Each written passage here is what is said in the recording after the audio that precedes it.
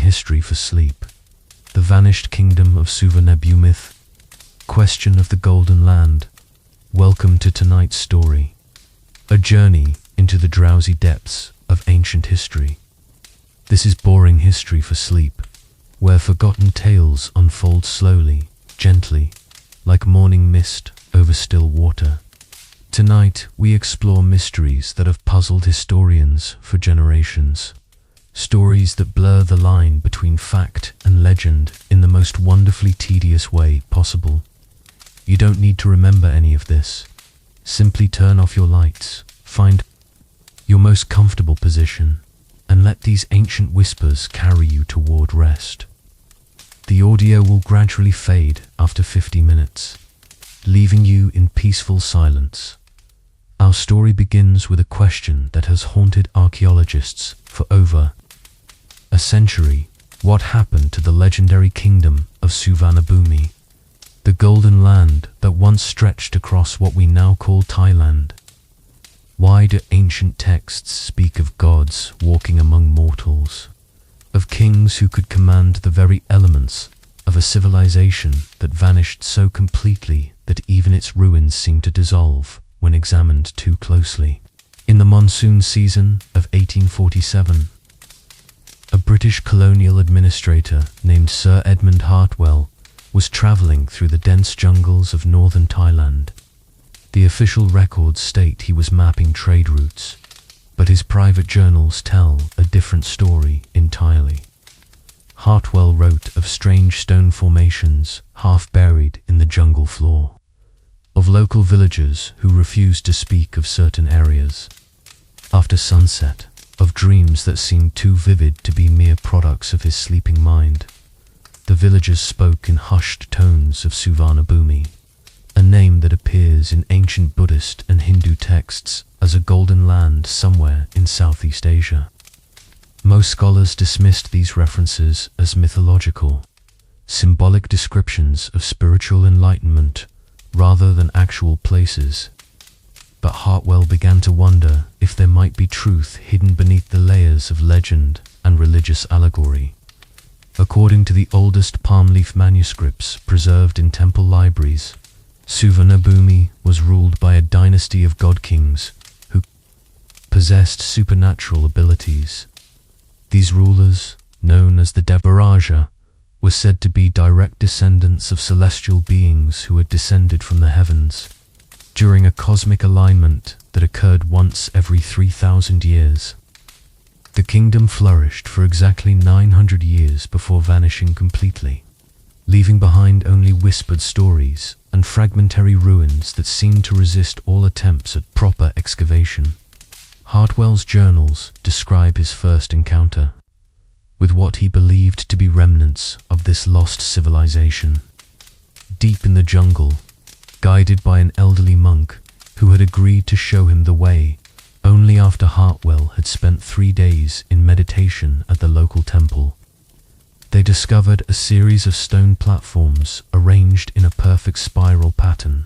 The stones were covered in inscriptions that matched no known ancient script, though they bore a disturbing resemblance to astronomical charts.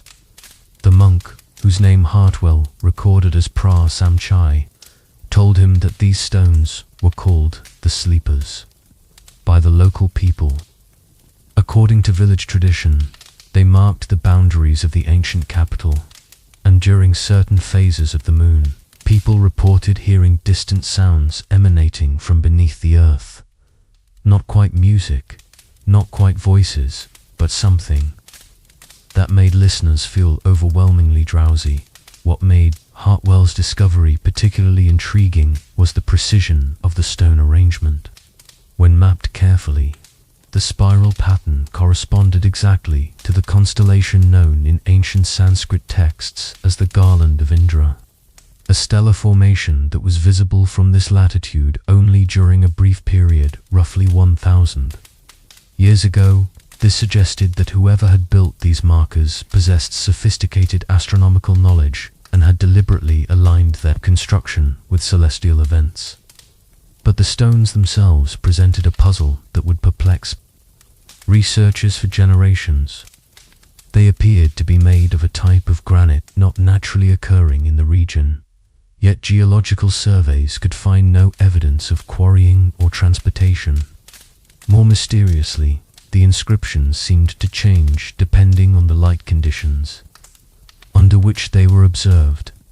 What appeared to be simple geometric patterns in direct sunlight revealed complex symbolic systems.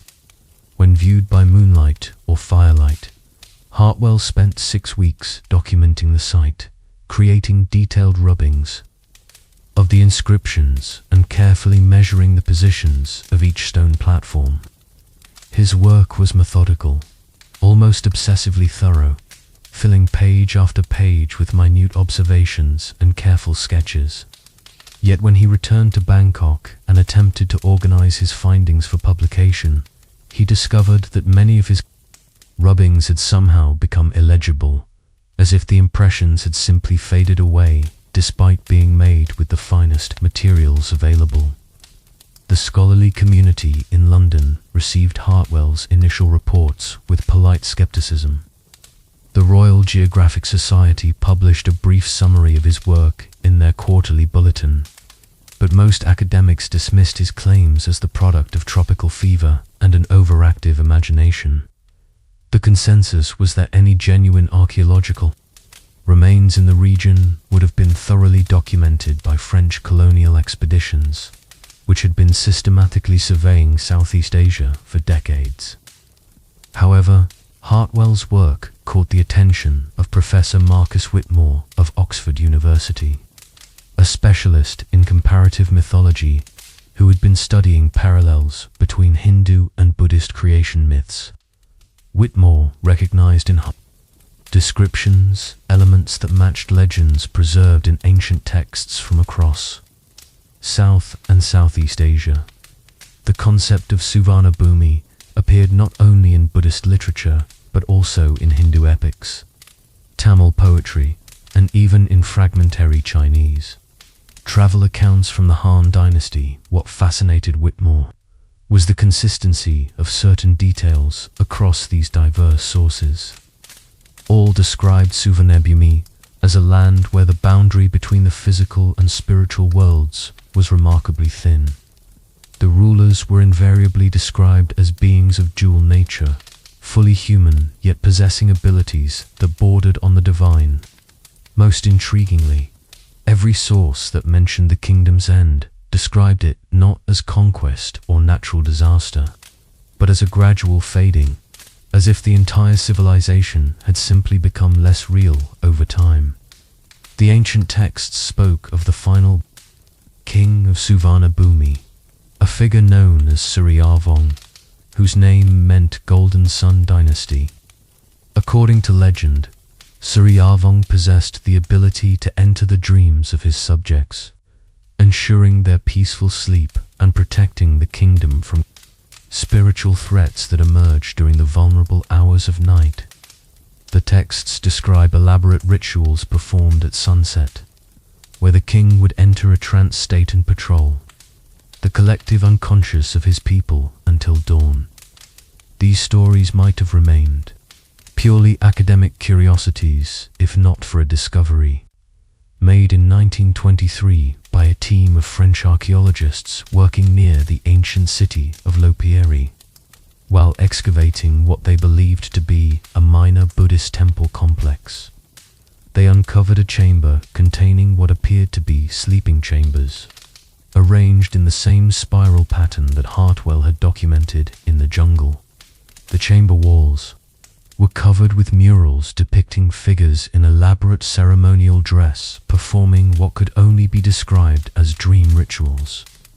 The murals showed robed figures lying on stone platforms while other figures, their heads surrounded by halos of golden light, appeared to be moving through cloud-like substances above them.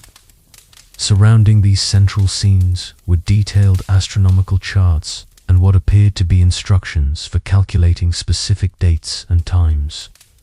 Most remarkably, several of the depicted figures bore inscriptions identifying them as members of the Suryavong dynasty, providing the first concrete evidence that the legendary rulers of Suvarnabhumi might have been historical figures rather than purely mythological creations. But even as evidence accumulated, the mystery only deepened. Local workers at the excavation site reported unusually vivid dreams during the weeks they spent uncovering the chamber. Several described identical visions of walking through a vast city built entirely of golden stone, where the streets were filled with people dressed in ancient costumes who seemed to be preparing for some momentous event. These dreams were so detailed and consistent that the expedition leader, Dr. Henry Bouchard, began keeping a dream journal for the entire team. The dreams always followed the same pattern. The dreamer would find themselves standing at the edge of a great plaza paved with stones that seemed to emit their own soft light. In the center of the plaza stood a massive temple pyramid, its surface covered with the same mysterious inscriptions found on Hartwell's stones. As the dreamer approached the pyramid, they would hear a voice speaking in an unknown language, yet somehow the meaning was perfectly clear. The sleepers are waking. The cycle turns. The golden sun sets to rise again. Dr. Bouchard, a rational man of science, initially dismissed these accounts as suggestion and shared imagination. But when he began experiencing the dreams himself, he was forced to reconsider.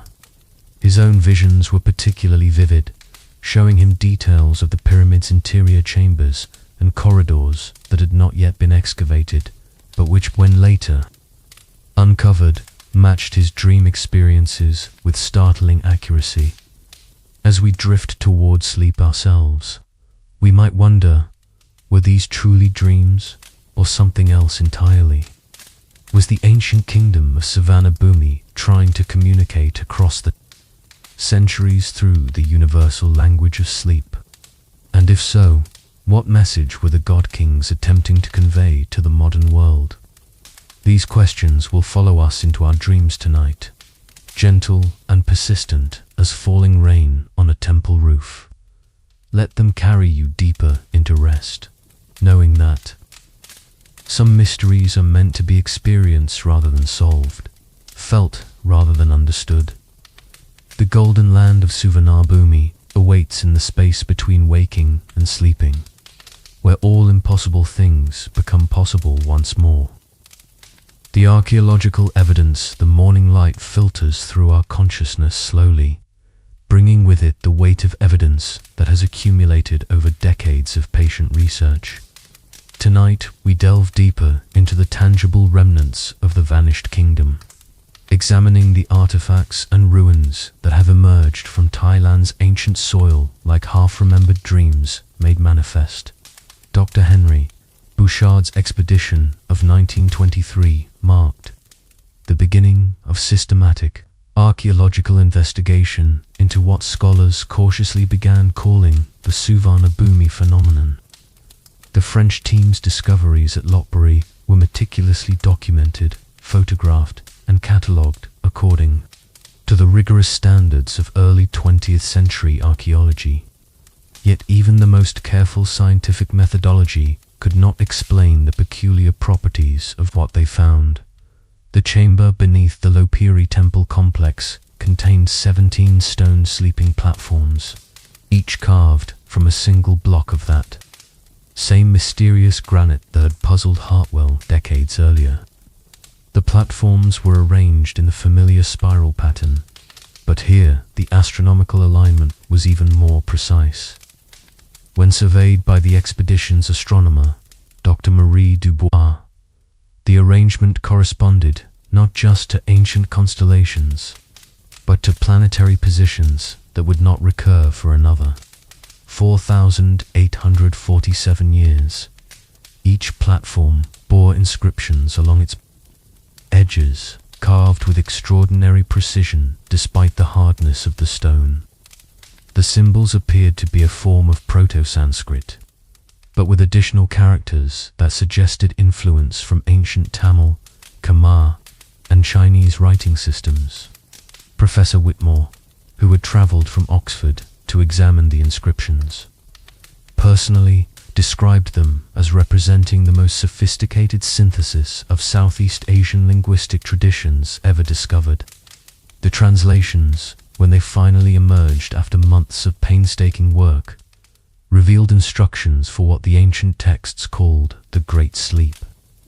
These were not burial rituals or meditation practices as initially assumed, but detailed procedures for entering collective dream states. The inscriptions described how trained practitioners could link their sleeping minds, creating shared dreamscapes where important decisions could be made and spiritual insights received. According to the translated texts, the spiral arrangement of the platforms was crucial to this process. Each position in the pattern corresponded to a different role in the collective dream hierarchy.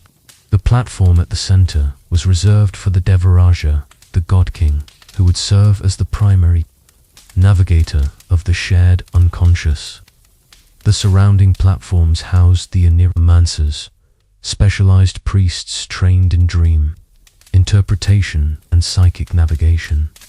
The murals covering the chamber walls provided visual documentation of these practices. They showed the sleeping figures, connected by streams of golden light, their dreams merging into a single vast vision of the kingdom's spiritual and physical well-being. Above the sleeping forms, the murals depicted their dream selves, moving through landscapes that were simultaneously symbolic and startlingly literal in their detail. What made these murals particularly significant was their accuracy in depicting locations throughout ancient Thailand. Dr. Bouchard's team was able to identify specific geographical features, temple complexes, and even individual buildings that matched the artistic representations with remarkable precision.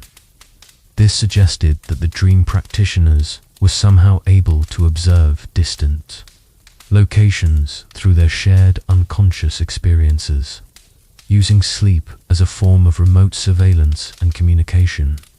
The most intriguing mural occupied the entire eastern wall of the chamber. It showed the final dream ceremony of King Suvarnabhumi, the last ruler of Suvarnabhumi. Unlike the other murals, which depicted serene and orderly dream landscapes, this image was chaotic and fragmented. The golden streams of light connecting the dreamers appeared broken and twisted, and the shared dreamscape showed scenes of great cities fading like mirages, of people becoming translucent and insubstantial. The accompanying inscriptions, written in a more hurried and desperate style than the careful ceremonial texts found elsewhere, described the Great Dissolution.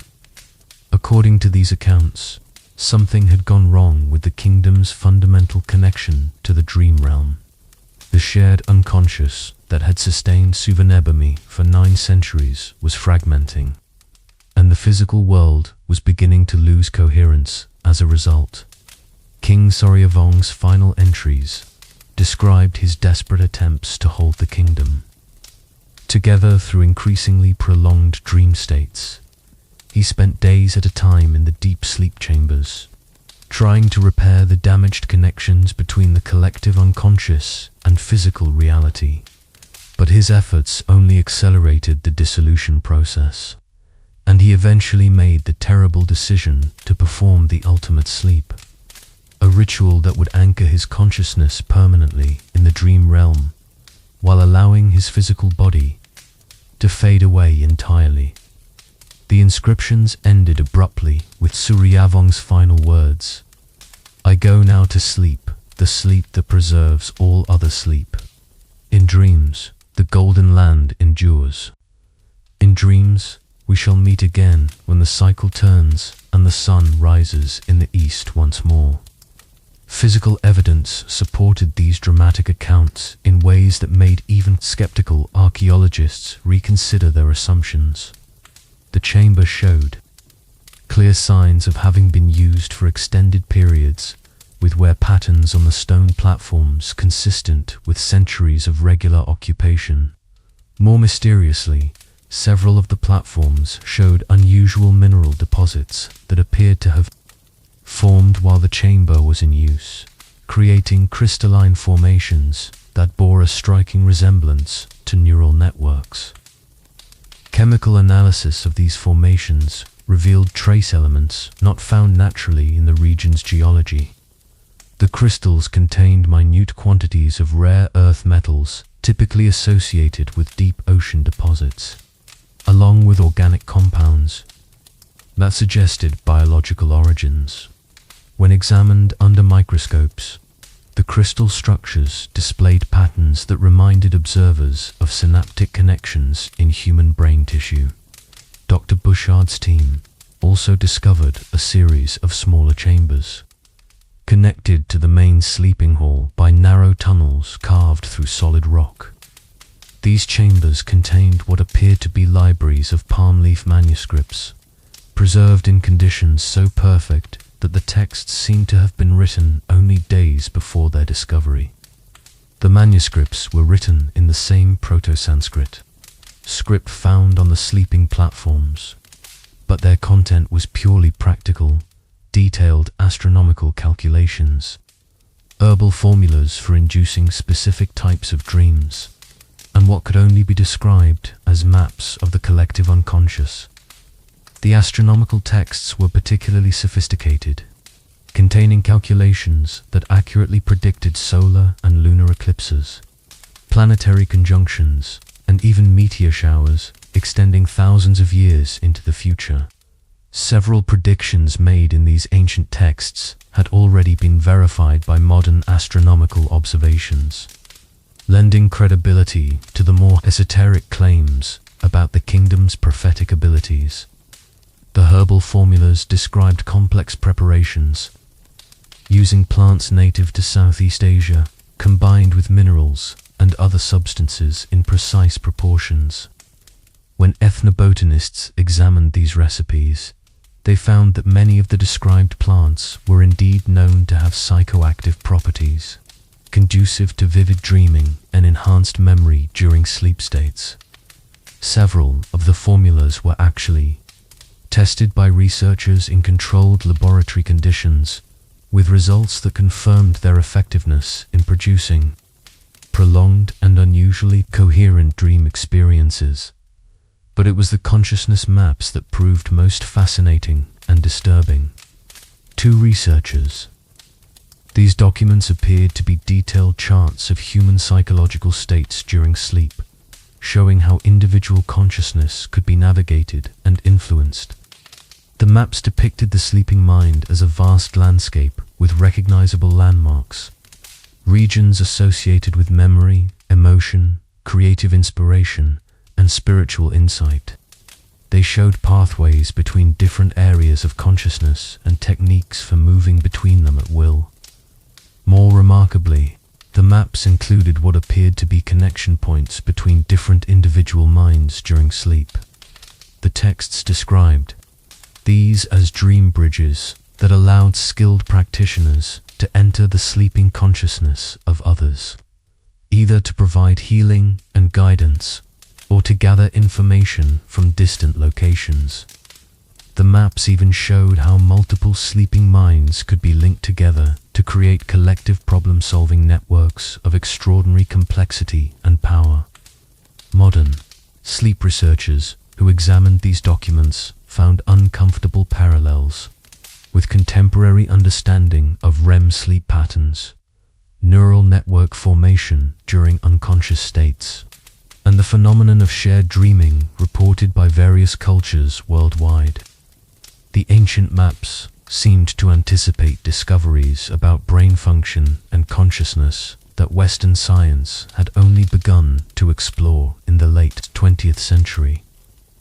As we allow these archaeological mysteries to settle into our minds like sediment in still water, we might wonder what other secrets remain buried beneath Thailand's ancient temples and forgotten cities. The evidence suggests that Suvarnabhumi was more than just another Southeast Asian kingdom. It was a civilization that had discovered ways to harness the power of collective consciousness, using sleep itself as a form of technology for communication, surveillance, and governance. But technology, even the most sophisticated, can malfunction. Systems can break down, networks can fail, and when a civilization depends entirely on the maintenance of collective dream states for its very existence, what happens when those dreams begin to fragment and fade? The answer lies deeper in our story, waiting to be discovered in the space between sleeping and waking, where the impossible becomes inevitable and the past reaches forward too. Touch the present with fingers made of moonlight and memory. The God Kings and their celestial origins in the deepest hours of night, when the boundary between dream and memory grows thin. We turn our attention to the extraordinary rulers of Suvarnabhumi, beings who claim descent from the very stars themselves. The chronicles speak of the Devaraja dynasty, God Kings whose abilities transcended the normal limitations of human consciousness and whose reign marked the golden age of the lost kingdom, the earliest reliable historical records carved on gold. Tablets discovered in a sealed chamber beneath the ruins of Wat Phra Singh in Chiang Mai tell us that the first Devaraja appeared during a time of great celestial upheaval. Ancient astronomical texts describe a period roughly 2,800 years ago when multiple comets appeared simultaneously in the night sky, creating what observers called the crown of fire that blazed across the heavens for 77 consecutive nights. According to these accounts, it was during this cosmic event that beings of pure consciousness first descended to Earth, choosing to incarnate in physical form to guide humanity through a crucial phase of spiritual evolution. These entities, known in the ancient texts as the Devaraja or Divine Kings, possessed the ability to exist simultaneously in multiple dimensions of reality, maintaining awareness in both the physical world and the collective unconscious realm that connected all sleeping minds. The first God King, whose throne name was Suryakatu, meaning banner of the sun, established his capital at the precise geographical point where the Earth's magnetic field created optimal conditions for accessing altered states of consciousness. Modern geological surveys have confirmed that this location, now lost beneath centuries of jungle growth, sits directly above a massive deposit of naturally occurring quartz crystal formations that create unique electromagnetic resonance patterns. Reign, according to the Gold Tablet Chronicles, lasted for 147 years, an impossibly long lifespan that the texts explain through his mastery of dream consciousness. The God King had learned to slow his body's aging process by spending increasingly long periods in deep sleep states, where his consciousness could operate independently of normal biological limitations. During these extended dream periods, his awareness remained fully active and capable of governing the kingdom through the network of shared unconscious connections he had established with his subjects. The administrative system Suryakatu created was unlike anything seen in other ancient civilizations. Rather than relying on traditional bureaucratic hierarchies, he governed through direct psychic communication with specially trained priests and administrators who could access the collective dream network. Important decisions were made not in council chambers, but in shared dream states where multiple perspectives could be considered simultaneously, and solutions could emerge through collective unconscious processing. This system required the development of sophisticated training programs for government officials, who spent years learning to navigate the dream realm with the same skill they brought to waking world responsibilities. The training involved extended meditation retreats, careful dietary regimens designed to enhance dream recall and lucidity, and gradual initiation into the deeper mysteries of consciousness manipulation that the god kings had mastered. Archaeological evidence from the palace complex at Sukhothai suggests that these training programs were remarkably effective. Excavations have revealed specialized chambers designed for dream instruction, with acoustic properties that enhanced the brainwave. Patterns associated with REM sleep. The chambers contained elaborate murals showing the progression of consciousness through different levels of the dream realm, along with detailed instructions for maintaining awareness during various stages of the sleep cycle. The god kings themselves underwent even more intensive preparation for their roles as bridges between the physical and spiritual dimensions. The succession rituals, described in Sanskrit texts preserved at the National Library in Bangkok, involved a 7-year process during which the heir to the throne gradually learned to transfer his consciousness completely into the dream realm, while maintaining sufficient connection to the physical world to continue governing effectively. This process, known as the solar initiation, required the future god king to spend progressively longer periods in suspended animation maintained in specially constructed chambers lined with the same mysterious crystal formations found throughout Suvarnabhumi's sacred sites. During these extended sleep states, the initiate's consciousness would be guided through the deepest layers of the collective unconscious, where he would encounter the stored wisdom and memories of all previous god kings. The initiation culminated in a ceremony called the Great Awakening, during which the new god king would demonstrate his ability to exist simultaneously in multiple states of consciousness.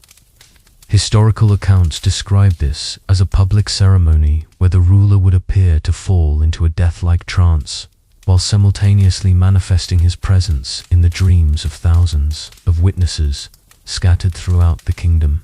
The ceremony was considered successful only when every participant reported identical dream experiences of meeting the new god king in a vast golden palace that existed solely in the realm of shared consciousness.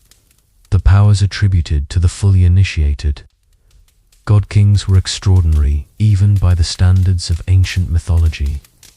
They were said to be capable of prophecy through dream analysis, healing through consciousness manipulation, and maintaining communication with distant parts of their realm through the network of sleeping minds that connected all their subjects. More remarkably, they could allegedly influence weather patterns, agricultural yields, and even the behavior of wild animals through their mastery of the unconscious forces that connected all living things. Modern researchers studying these claims have found intriguing correlations between the reported abilities of the god kings and recent discoveries in quantum physics and consciousness research. The descriptions of simultaneous existence in multiple dimensions, parallel current theories about quantum consciousness, and the possibility that human awareness operates across multiple layers of reality that are normally invisible to waking consciousness. The god king's reported ability to influence physical reality through dream manipulation also shows similarities to documented cases of psychosomatic healing and the placebo effect, suggesting that the ancient rulers may have discovered ways to harness the mind's natural ability to influence bodily functions and environmental conditions through focused intention and group consciousness. Perhaps most intriguingly, the accounts of the god king's prophetic abilities have been partially verified by comparing their recorded predictions with actual historical events. Several of the prophecies carved on the gold tablets have proven remarkably accurate, including predictions of droughts, floods, and political upheavals that occurred decades or even centuries after they were recorded. This suggests either extraordinary coincidence or the existence of some form of precognitive ability that modern science has yet to understand. The decline of the God-King dynasty began, according to the historical records, with the reign of Chandrasuriya, whose name meant moon sun, and who ruled during a period of increasing cosmic instability roughly 1,200 years ago. The chronicles describe Chandrasuriya as the most powerful of all the god-kings, capable of remaining in dream consciousness for months at a time, while his physical body was maintained in a state of perfect preservation through techniques that the texts describe as solar breathing and lunar circulation. But Chandrasuriya's extraordinary abilities proved to be both blessing and curse.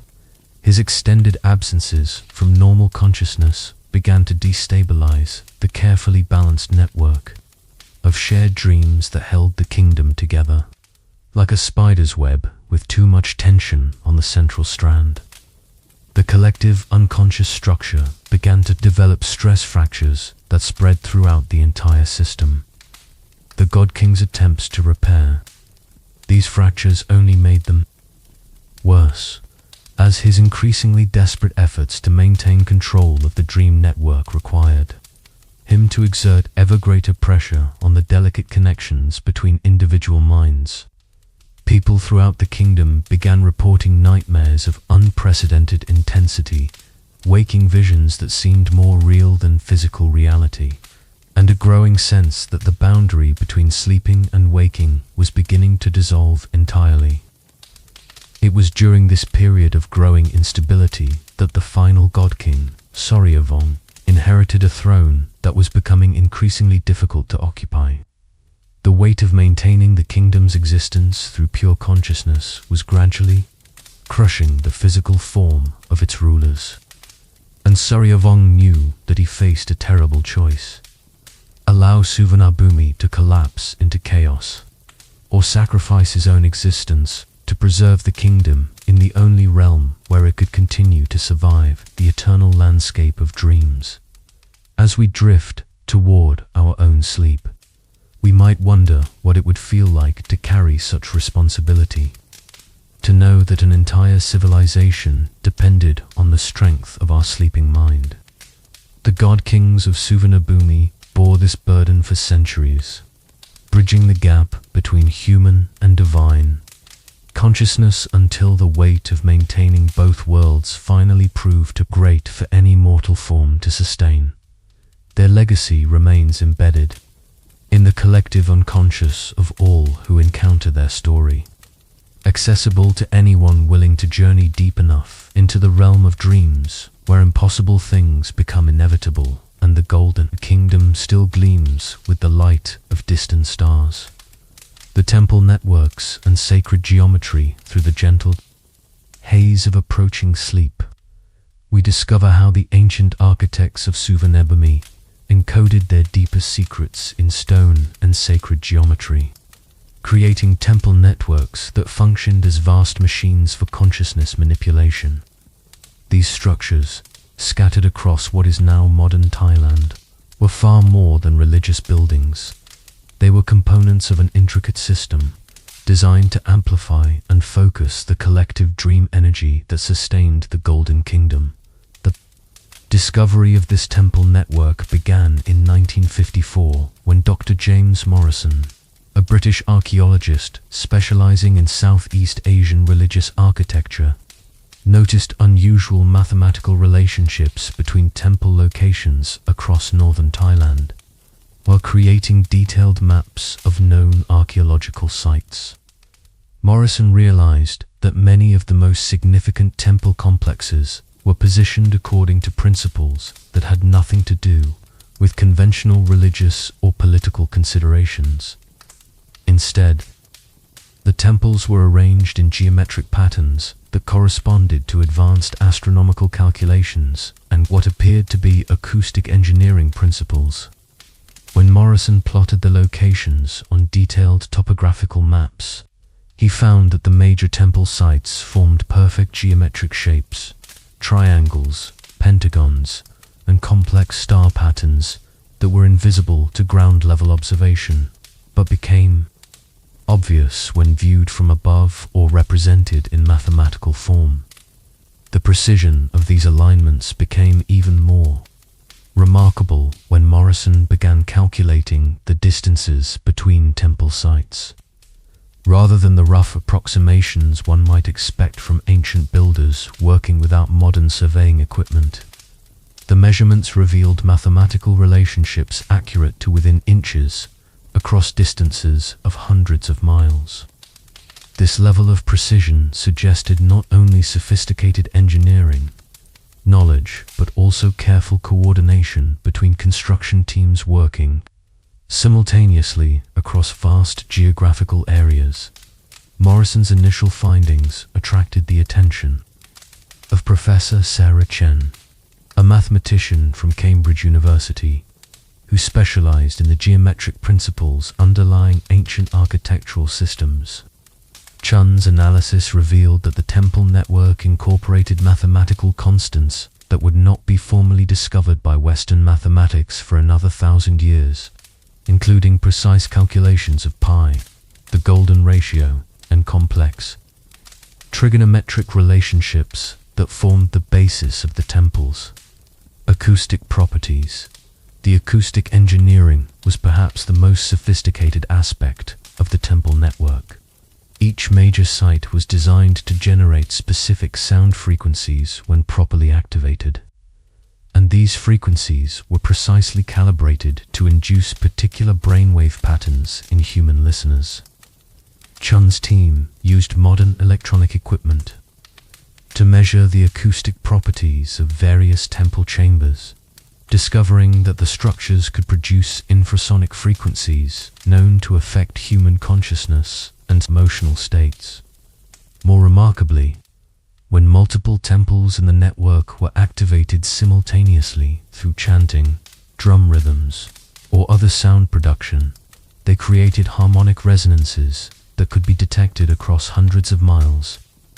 These resonances followed the same geometric patterns as the temple alignments, suggesting that the entire network was designed to function as a single massive instrument for consciousness manipulation. That the geometric principles underlying the temple network appeared to be based on what the ancient builders called dream mathematics, numerical relationships that existed primarily in altered states of consciousness and could only be fully understood by minds trained in the techniques of lucid dreaming and collective unconscious navigation. These principles were preserved in a series of mathematical texts discovered in the library chambers beneath Wat Phra, the Doi Sutip, written on palm leaves in a numerical notation system that predated known mathematical notation by several centuries. The dream mathematics texts described reality as consisting of multiple layers of geometric structure, each corresponding to different levels of consciousness. The physical world operated according to one set of geometric principles, while the dream realm followed entirely different mathematical laws that allowed for the seemingly impossible transformations and connections reported in ancient texts, describing the kingdom's administration through shared consciousness. The temple builders had somehow discovered ways to create physical structures that could exist simultaneously in both geometric systems, serving as anchor points where the mathematical laws of the physical and dream worlds intersected. This allowed trained practitioners to use the temples as entry points for accessing the collective unconscious, and as amplification devices for projecting individual consciousness across vast distances through the dream realm. Archaeological investigation of the temple sites revealed evidence of this dual reality construction in the form of architectural features that seemed to violate basic principles of structural engineering. Support columns that carried enormous weight loads despite being too thin according to conventional calculations.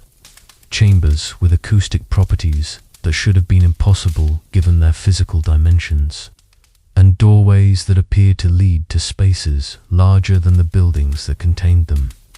These anomalies became more pronounced in the temples closest to the center of the network, particularly the massive complex at Wat Phra Singh that served as the primary node for the entire system.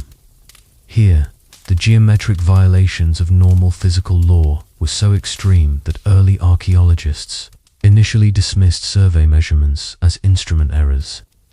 Chambers that measured larger on the inside than their exterior dimensions could accommodate.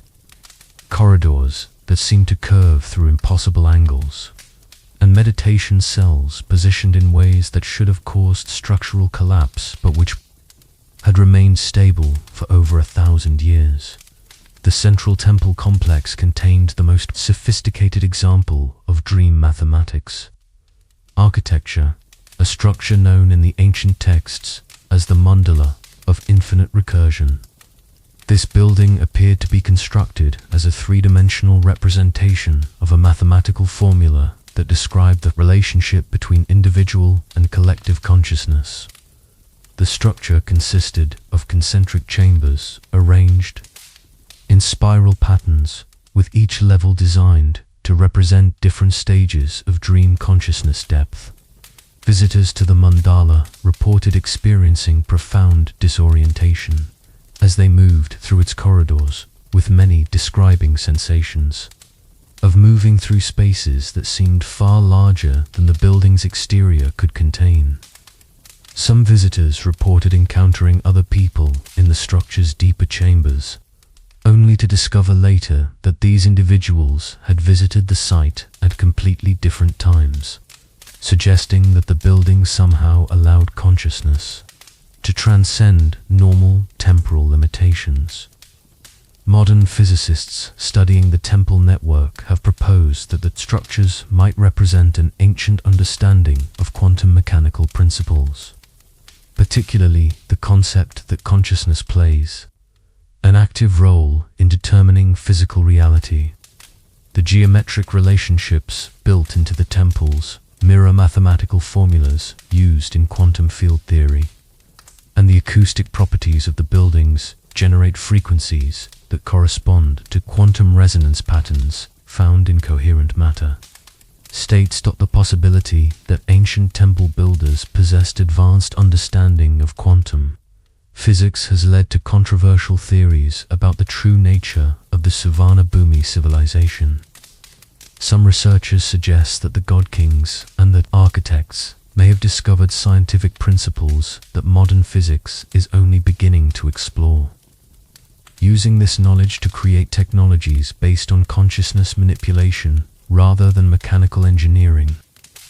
The temple network's most mysterious feature was its apparent ability to continue functioning even after the collapse of the civilization that built it.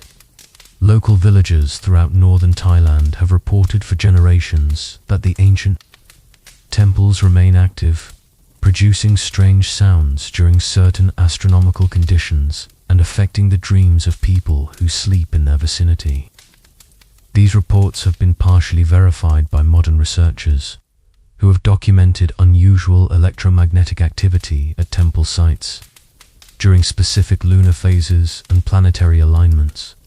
The electromagnetic anomalies follow the same geometric patterns as the temple alignments, suggesting that the network continues to operate according to its original design principles despite centuries of abandonment. Some researchers theorize that the temples were designed to be self-sustaining, drawing energy from natural sources such as underground water flows, magnetic field fluctuations, and cosmic radiation to maintain their consciousness-affecting properties indefinitely. The implications of this continued operation are profound and disturbing. If the temple network remains functional, it suggests that the infrastructure for collective consciousness manipulation still exists throughout the region, waiting for someone with sufficient knowledge to reactivate the system. The ancient texts describe detailed procedures for awakening the full power of the network, but they also contain stern warnings about the dangers of doing so without proper preparation and understanding. As we sink deeper into the realm of sleep, where geometry becomes fluid and impossible architectures seem perfectly natural, We might wonder what dreams await those who dare to spend the night within these ancient chambers. The temples of Suvarnabhumi still stand guard over secrets that blur the boundary between science and magic, between consciousness and reality, between the possible and the inevitable. Their sacred geometry continues to pulse with mathematical rhythms that speak directly to the sleeping mind, offering entrance to those who understand the dream mathematics that govern the spaces between worlds.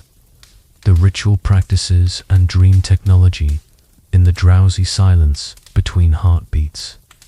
We explore the extraordinary practices that allowed the people of Suvarnabhumi to treat sleep not as mere rest, but as a sophisticated technology for consciousness, expansion, and collective communication.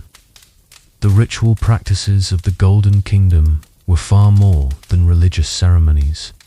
They were precise methodologies for accessing and manipulating the deeper layers of human awareness that exist beyond the reach of waking consciousness.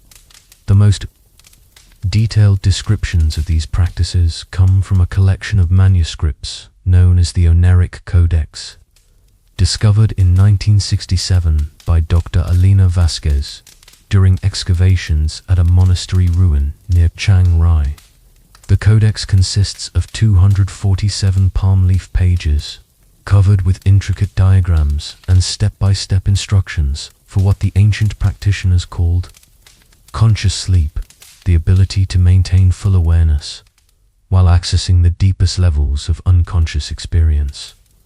According to the codex, the foundation of all dream technology was the practice of solar breathing, a respiratory technique that synchronized the practitioner's biological rhythms with specific astronomical cycles. The breathing patterns were incredibly complex, involving precise timing of inhalation and exhalation cycles that corresponded to planetary movements, lunar phases, and the positions of particular star constellations visible from the kingdom's latitude. The practitioners would begin their training with simple breathing exercises performed at sunset, gradually building their capacity to maintain conscious awareness while their bodies entered deeper states of physiological rest. Advanced practitioners could slow their heart rates to barely detectable levels, while keeping their minds fully active and capable of complex problem-solving and communication with other consciousness-trained individuals. The breathing techniques were combined with elaborate physical preparations that transformed the practitioners' living spaces into consciousness amplification chambers. These preparations involved the careful arrangement of specific minerals and crystals in geometric patterns around sleeping areas, the burning of incense made from precisely calculated combinations of psychoactive plants, and the creation of sound environments using carefully tuned bells, gongs, and singing bowls. The mineral arrangements were particularly sophisticated, incorporating stones and crystals gathered from specific locations throughout the kingdom according to their electromagnetic properties and their resonance with human brainwave patterns. The most prized materials were the mysterious black stones found only in caves beneath the temple network, which the ancient texts described as fragments of the dream void. Materials that could absorb and store psychic energy generated during deep sleep states. Modern analysis of these black stones has revealed unusual properties that continue to puzzle researchers. The stones appear to be composed of ordinary magnetite, but their crystalline structure has been altered in ways that cannot be reproduced through any known geological process. When exposed to the electromagnetic frequencies generated by human brains during REM sleep, the stones emit measurable energy fields that correspond to the same frequencies, creating a feedback loop that amplifies and sustains dream consciousness. The most advanced practitioners of dream technology were the Onero Novice, literally dream sailors, who served as the kingdom's explorers of consciousness. These individuals underwent decades of training that transformed their relationship with sleep so completely that they could remain aware and active in the dream realm for weeks at a time, while their physical bodies were maintained in a state of suspended animation by specially trained attendants. The training process for becoming an Onera novice was described in detail in a separate section of the Codex, illustrated with diagrams showing the gradual transformation of the practitioners' consciousness through 12 distinct stages. The first stage involved learning to recognize the onset of different phases of sleep and to maintain a thread of awareness throughout the normal sleep cycle. This alone required years of practice, as most humans lose conscious awareness completely within minutes of falling asleep. The intermediate stages focused on developing the ability to navigate consciously within dream landscapes, learning to recognize the symbolic language through which the unconscious mind communicates, and mastering techniques for maintaining logical thought processes while experiencing the fluid, non-linear reality of dream consciousness. Practitioners learned to create stable reference points within their dreams, consistent landmarks and characters that could serve as navigation aids during extended explorations of the unconscious realm. The advanced stages involved learning to access the collective unconscious, the shared psychic space that connected all sleeping minds within the kingdom. This required not only individual mastery of dream consciousness, but also the ability to recognize and interact with the dream selves of other practitioners. The Codex describes elaborate protocols for identifying other consciousness explorers within the shared dream space and for establishing communication links that could persist across multiple sleep cycles. The most advanced Onarunavis could allegedly project that consciousness beyond the boundaries of the kingdom entirely, exploring distant lands through the dreams of travelers and foreign visitors. These explorations provided the God Kings with intelligence about political developments, natural disasters, and military movements throughout Southeast Asia, giving Suvarnabhumi strategic advantages that helped maintain its independence during periods of regional conflict. The dream exploration missions were not without risks. The Codex contains detailed warnings about the dangers of becoming lost in the deeper layers of consciousness, particularly in regions of the collective unconscious that contain traumatic memories or hostile psychic entities. Several accounts describe Onera novice who became permanently trapped in nightmare landscapes, their physical bodies falling into irreversible comas, while their consciousness remained imprisoned in cycles of terrifying dream experiences.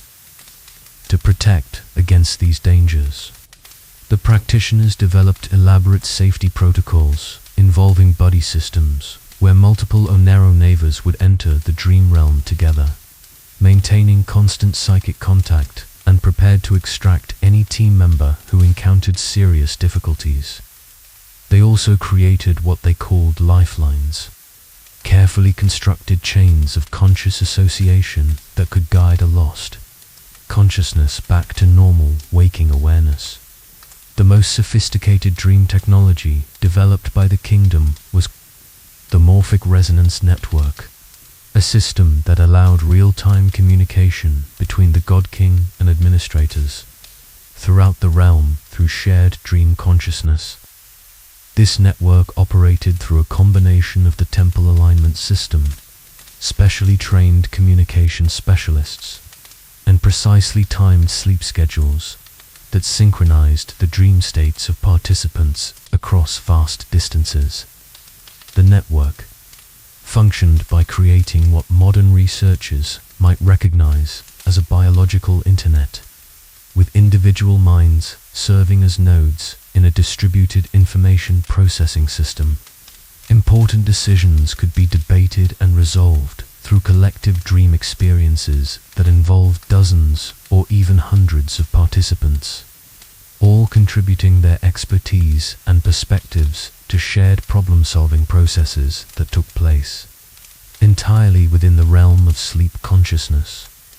Archaeological evidence for these communication networks has been found in the form of specialized chambers built into administrative buildings throughout the former kingdom.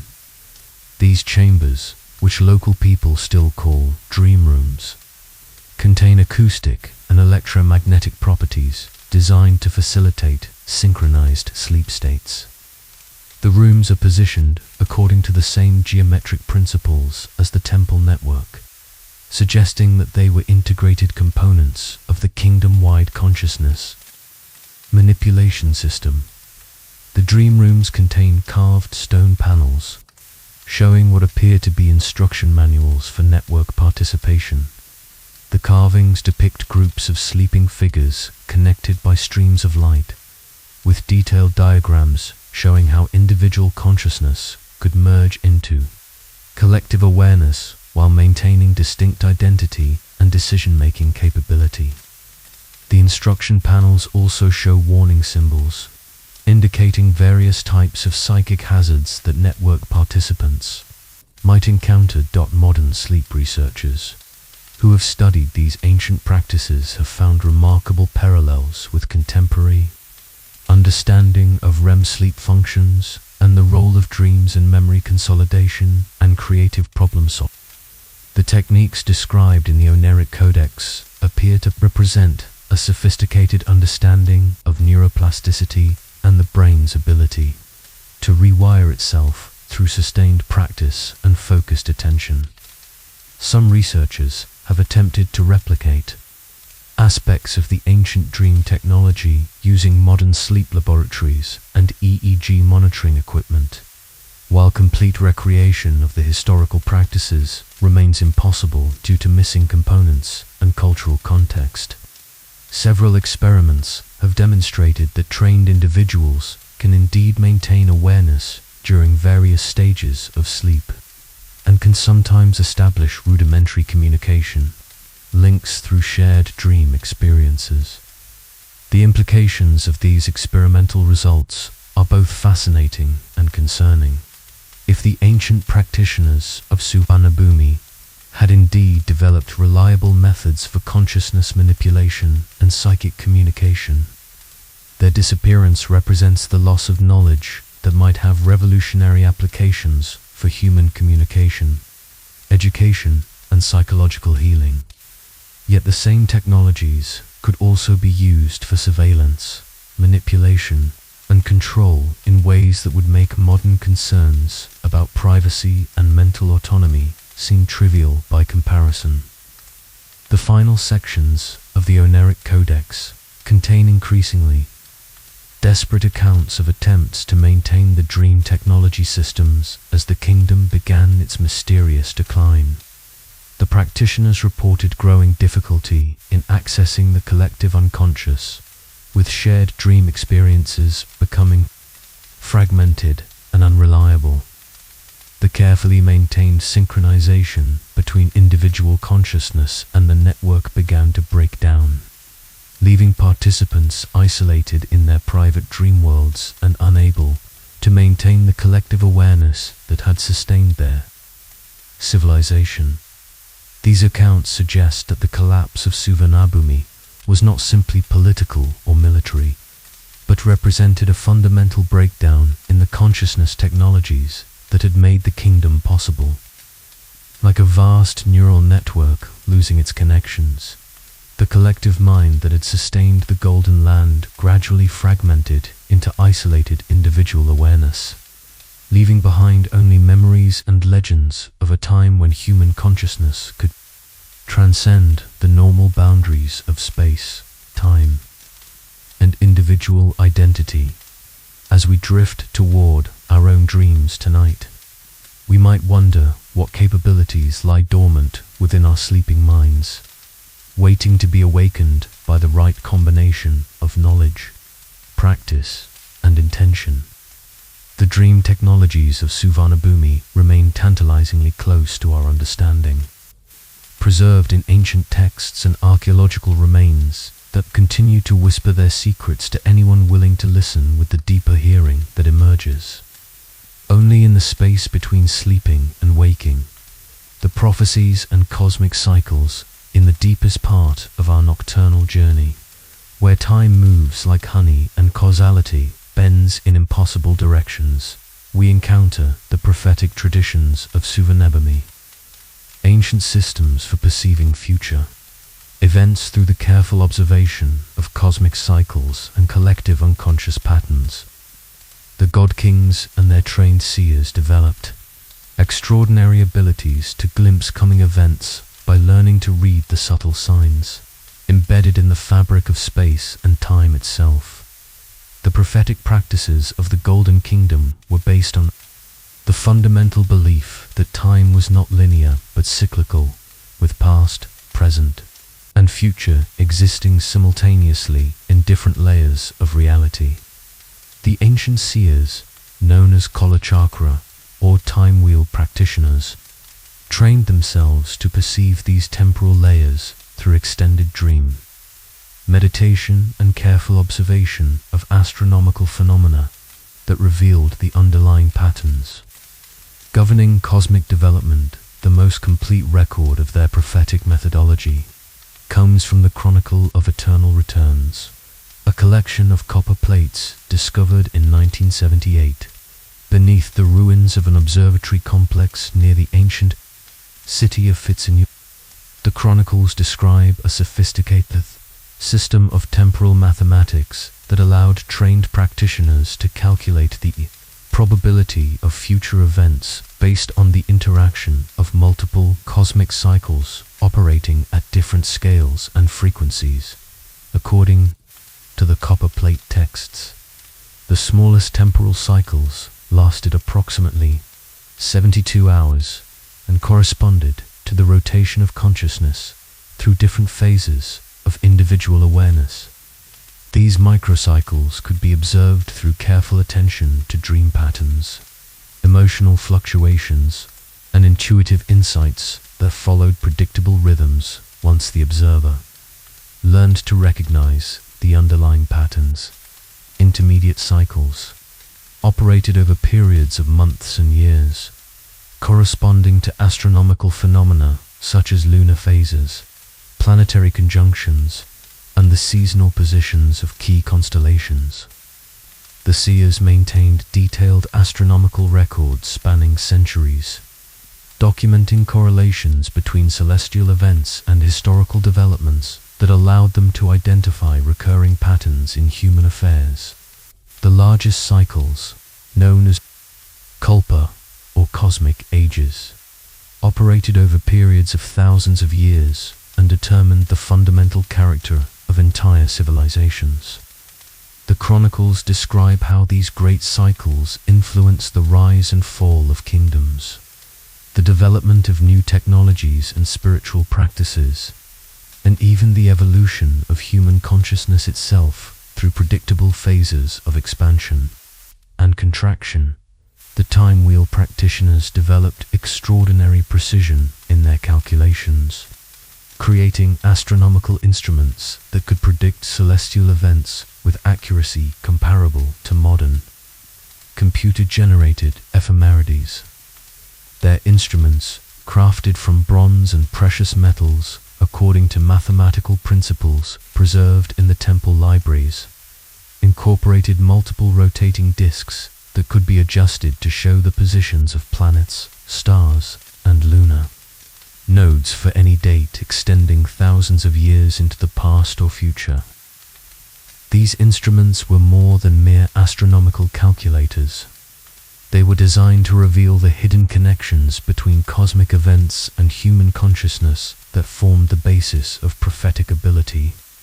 The seers discovered that major historical events consistently occurred during specific types of astronomical alignments, and that these correlations were not random but reflected deep structural relationships between cosmic order and human affairs.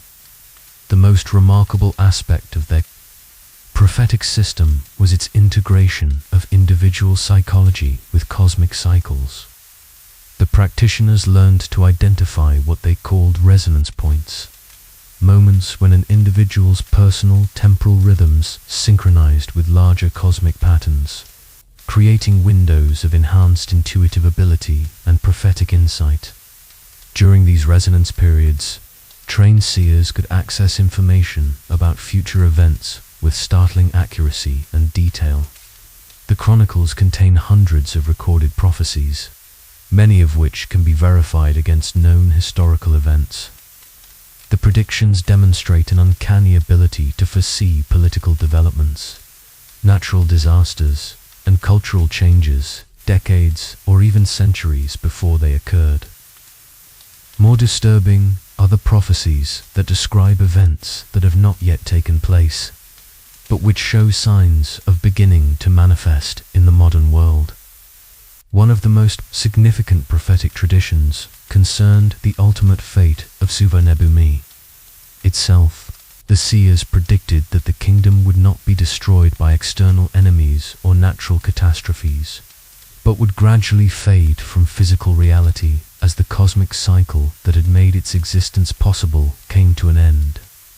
They described this process as a great dissolution that would unfold over several generations, during which the kingdom would become increasingly difficult to perceive or remember, eventually existing only in the realm of dreams and legends.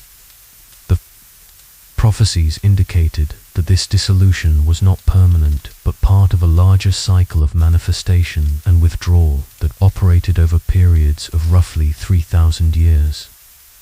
According to the ancient seers, Suvarnabhumi would eventually re-emerge in physical reality when the cosmic conditions that had originally made it possible returned during the next phase of the Great Cycle. The Copperplate Chronicles describe specific astronomical events that would signal the beginning of the kingdom's return, a series of planetary alignments, solar eclipses, and comet appearances that would create the necessary conditions for the restoration of the consciousness. Technologies that had sustained the Golden Land. These events were calculated to begin occurring sometime in the early decades of the 21st century, with the full restoration process taking approximately 150 years to complete. Modern astronomical calculations have confirmed that several of the predicted celestial events have indeed occurred on schedule, including a series of rare planetary conjunctions and solar eclipses that matched the ancient descriptions with remarkable precision. This has led some researchers to take the remaining prophecies more seriously, particularly those describing the gradual awakening of dormant consciousness abilities in people throughout the world as the cosmic cycle shifts toward the restoration phase. The prophetic texts describe this awakening as initially manifesting through enhanced dream experiences, increased intuitive abilities, and spontaneous episodes of expanded consciousness that would become increasingly common as the restoration process advanced. They predicted that certain geographical locations, particularly those connected to the ancient temple network, would become focal points for these consciousness changes, attracting people who were unconsciously responding to the shifting cosmic energies. That the seers also foresaw that the restoration of Suvarnabhumi would not be a simple return to past conditions, but would involve the integration of ancient consciousness technologies with modern scientific understanding. They described a future civilization that would combine the spiritual insights of the God Kings with advanced material technologies, creating possibilities for human development that neither the ancient nor modern world could achieve in isolation. These prophecies took on new relevance in 1984 when Dr. Michael Thornton, a physicist studying consciousness at Stanford University, published research demonstrating measurable changes in global electromagnetic field patterns that corresponded exactly two fluctuations predicted in the ancient texts. Thornton's data showed that the Earth's magnetic field was exhibiting novel oscillation patterns that had never been observed in recorded geological history, but which matched mathematical models derived from the Suvarnabhumi prophetic calculations. Even more intriguingly, Thornton's research team began documenting increased reports of spontaneous psychic experiences and enhanced dream activity in populations living near sites associated with the ancient temple network. Sleep laboratories in Thailand reported unusual patterns in EEG readings from volunteers, showing brainwave activity that resembled the consciousness states described in the ancient dream technology texts. The prophetic traditions also contained detailed warnings about the dangers that would accompany the restoration process. The seers predicted that the return of advanced consciousness abilities would initially create chaos and confusion, as people struggled to integrate experiences that lay far outside their normal understanding of reality. They described periods of social upheaval and psychological instability that would accompany the awakening process. As existing institutions and belief systems proved inadequate for dealing with expanded human capabilities, the ancient texts emphasized that the successful navigation of this transition period would require the rediscovery and careful application of the wisdom traditions that had guided the original development of Suvarnabhumi. Without proper understanding of consciousness, technologies, and their potential dangers, the returning abilities could lead to mental fragmentation, social manipulation, and spiritual catastrophe on a scale that would make the original dissolution seem minor by comparison. The Copper Plate Chronicles concluded with specific instructions for those who would live during the restoration period, providing detailed guidance for recognizing and safely developing the consciousness abilities that would begin manifesting as the cosmic cycle shifted.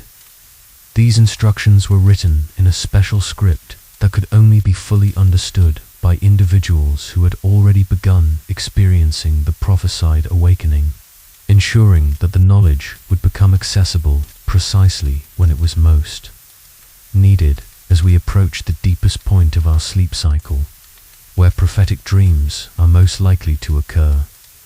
We might wonder whether our own unconscious minds are already responding to the cosmic currents that the ancient seers mapped with such precision. The prophecies of Suvarnabhumi suggest that we are living during one of the most significant transition periods in human history, when the boundaries between sleeping and waking consciousness are beginning to dissolve and impossible things are becoming inevitable once more. The future they foresaw approaches like a slowly rising tide, gentle but inexorable, carrying with it the promise of restored wonder and the peril of forgotten wisdom awakening in an unprepared world. Fortner's research has revealed that these encounters are not random, but seem to be carefully coordinated to ensure that knowledge of Suvarnabhumi emerges gradually and in forms that can be integrated with modern understanding. The mysterious figures never provide information that would revolutionize archaeological methods or challenge fundamental assumptions about reality, but instead offer subtle guidance that leads researchers toward discoveries they can make and accept within existing frameworks. The most compelling evidence for the kingdom's continued existence in altered form comes from the phenomenon known as consensus dreams. Identical dream experiences reported by multiple individuals who have no known contact with each other. These dreams typically involve visits to a vast golden city where the dreamer encounters figures in ancient Thai dress who provide information about historical events, lost archaeological sites, or solutions to personal problems. Sleep research. Laboratories in Bangkok and Chiang Mai have documented hundreds of these consensus dreams, finding that they occur most frequently in people who have spent time near sites associated with the ancient temple network. The dreams show remarkable consistency in their descriptions of the Golden City's architecture, inhabitants, and cultural practices, suggesting that participants are accessing a shared source of information rather than simply imagining similar fantasies. The consensus dreams typically include encounters with King Suryavong himself, who appears as a figure of great wisdom and compassion, dedicated to helping people understand the relationship between consciousness and reality. These dream encounters have provided information that has led to significant archaeological discoveries and insights into the practical applications of consciousness technologies. As our own consciousness begins its nightly journey into the realm where impossible things become inevitable, we might wonder whether our dreams tonight will carry us to the Golden City where Suvarnabhumi continues its eternal existence. The kingdom that learned to transcend the limitations of physical reality awaits those who possess the courage to explore the deepest mysteries of sleep and consciousness, where the boundaries between past and present, between possible and actual, dissolve like mist before the rising sun. Modern discoveries and archaeological mysteries, as we drift deeper into the realm where time becomes fluid and impossible discoveries seem perfectly natural, we turn our attention to the modern researchers who have dedicated their lives to uncovering the mysteries of Suvarnabhumi. Their work has revealed archaeological evidence so extraordinary that it challenges our fundamental assumptions about ancient civilizations and the nature of historical reality itself. The modern investigation of Suvarnabhumi began in earnest in 1991, when satellite imaging technology first became available to archaeological research teams working in Southeast Asia. Dr. Robert Chen, a remote sensing specialist from UC, was analyzing satellite photographs of northern Thailand when he noticed geometric patterns in the jungle canopy that seemed too regular to be natural formations. The patterns, visible only from orbital altitude, showed the unmistakable signatures of buried architectural structures arranged according to the same mathematical principles that earlier researchers had identified in the temple network. But the scale of these buried sites was far larger than anything previously imagined, encompassing areas of hundreds of square kilometers and suggesting urban complexes that would have housed populations comparable to modern cities. Ground penetrating radar surveys confirmed Chen's satellite observations, revealing extensive underground structures that appeared to be perfectly preserved despite their apparent age. The radar images showed complex networks of chambers, corridors, and what appeared to be vast underground temples connected by tunnels that extended for miles beneath the jungle floor. The first major excavation based on these discoveries began in 1994 at a site near Siam, where satellite imagery had revealed the clearest evidence of buried structures. The excavation team, led by Dr. Amara Songchai of Chulalongkorn University, initially expected to find typical Southeast Asian archaeological remains, stone foundations, pottery fragments, and perhaps some bronze artifacts. Instead, they uncovered something that defied all conventional archaeological categories. The buried structures were constructed from materials that appeared to be synthetic composites, combining stone, metal, and organic substances in ways that created building materials, with properties unlike anything found in other ancient sites. The composite materials were incredibly durable, showing no signs of deterioration despite their obvious age, and they exhibited electromagnetic properties that suggested they had been designed to interact with human consciousness in specific ways. The most remarkable discovery was a series of chambers that appeared to be some kind of ancient laboratory or workshop, filled with apparatus that seemed designed for consciousness research. The chambers contained stone tables carved with depressions that perfectly matched human body dimensions, surrounded by arrays of crystals, metal instruments, and carved panels covered with what appeared to be technical diagrams. Chemical analysis of residues found in the chambers revealed traces of complex organic compounds that included naturally occurring psychoactive substances combined with synthetic materials that could not be identified using conventional analytical methods. The synthetic compounds appeared to be designed to enhance specific types of brain activity associated with deep meditation and lucid dreaming, suggesting that the chambers had been used for consciousness alteration experiments of unprecedented sophistication. Dr. Songchai's team also discovered a series of intact manuscripts written on materials that resembled paper, but which proved to be far more durable and possessed unusual properties.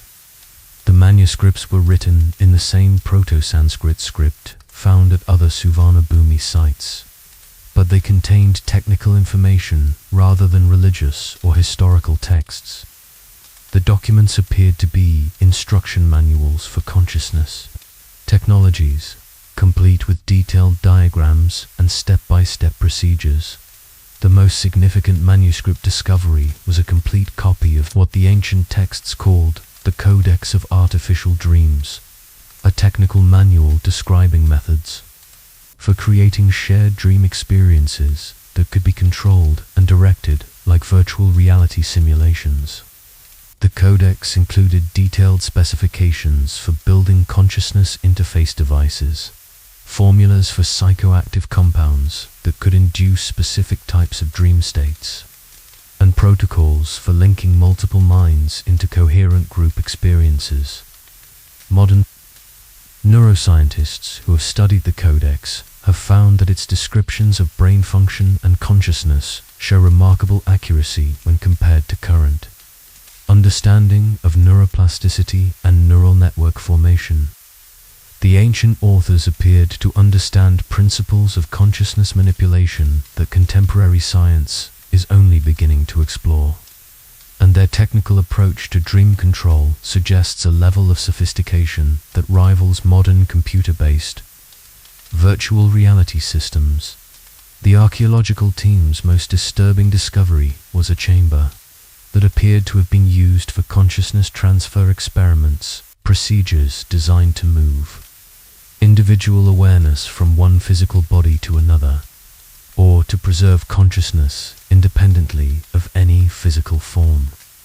The chamber contained what appeared to be two identical apparatus, each designed to hold a human subject, connected by an elaborate network of crystalline structures and metallic conductors.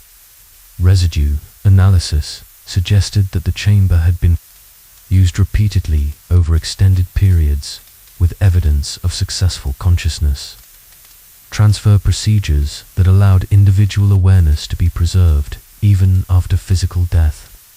The technical documentation found in the chamber described the process as liberation from the tyranny of single-body existence, and provided detailed protocols for ensuring the transferred consciousness retained its original personality and memories.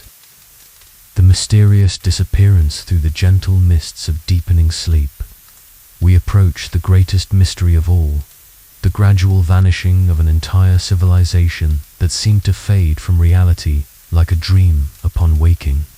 The disappearance of Suvarnabhumi represents one of history's most puzzling enigmas, a dissolution so complete that scholars continue to debate whether the Golden Kingdom ever existed in the conventional sense.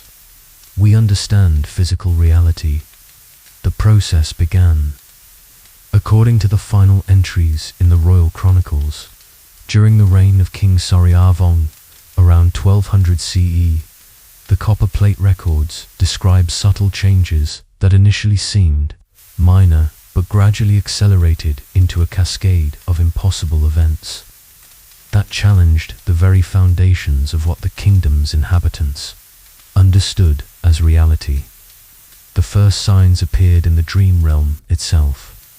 The Onero Navas, the trained dream navigators who served as the kingdom's psychic communications network, began reporting increasing difficulty in maintaining stable connections during their consciousness explorations. Shared dream experiences that had once been as reliable as physical meetings became fragmented and unpredictable, with participants finding themselves separated in different layers of the collective unconscious despite following identical preparation protocols. Dr. Patricia Mansfield, a researcher at the Jung Institute in Zurich who has studied the Suvarnabhumi records extensively, theorized that these initial disruptions represented a fundamental shift in the consciousness field that had sustained the kingdom for nearly a millennium. According to her analysis, the dream technology systems had created an artificial stability in the collective unconscious that was beginning to break down as natural cosmic cycles shifted the underlying conditions that made such technologies possible. The dream disruptions were followed by increasingly strange reports from throughout the kingdom. Citizens began describing encounters with people and places that seemed perfectly real during the experience, but which could not be verified afterwards.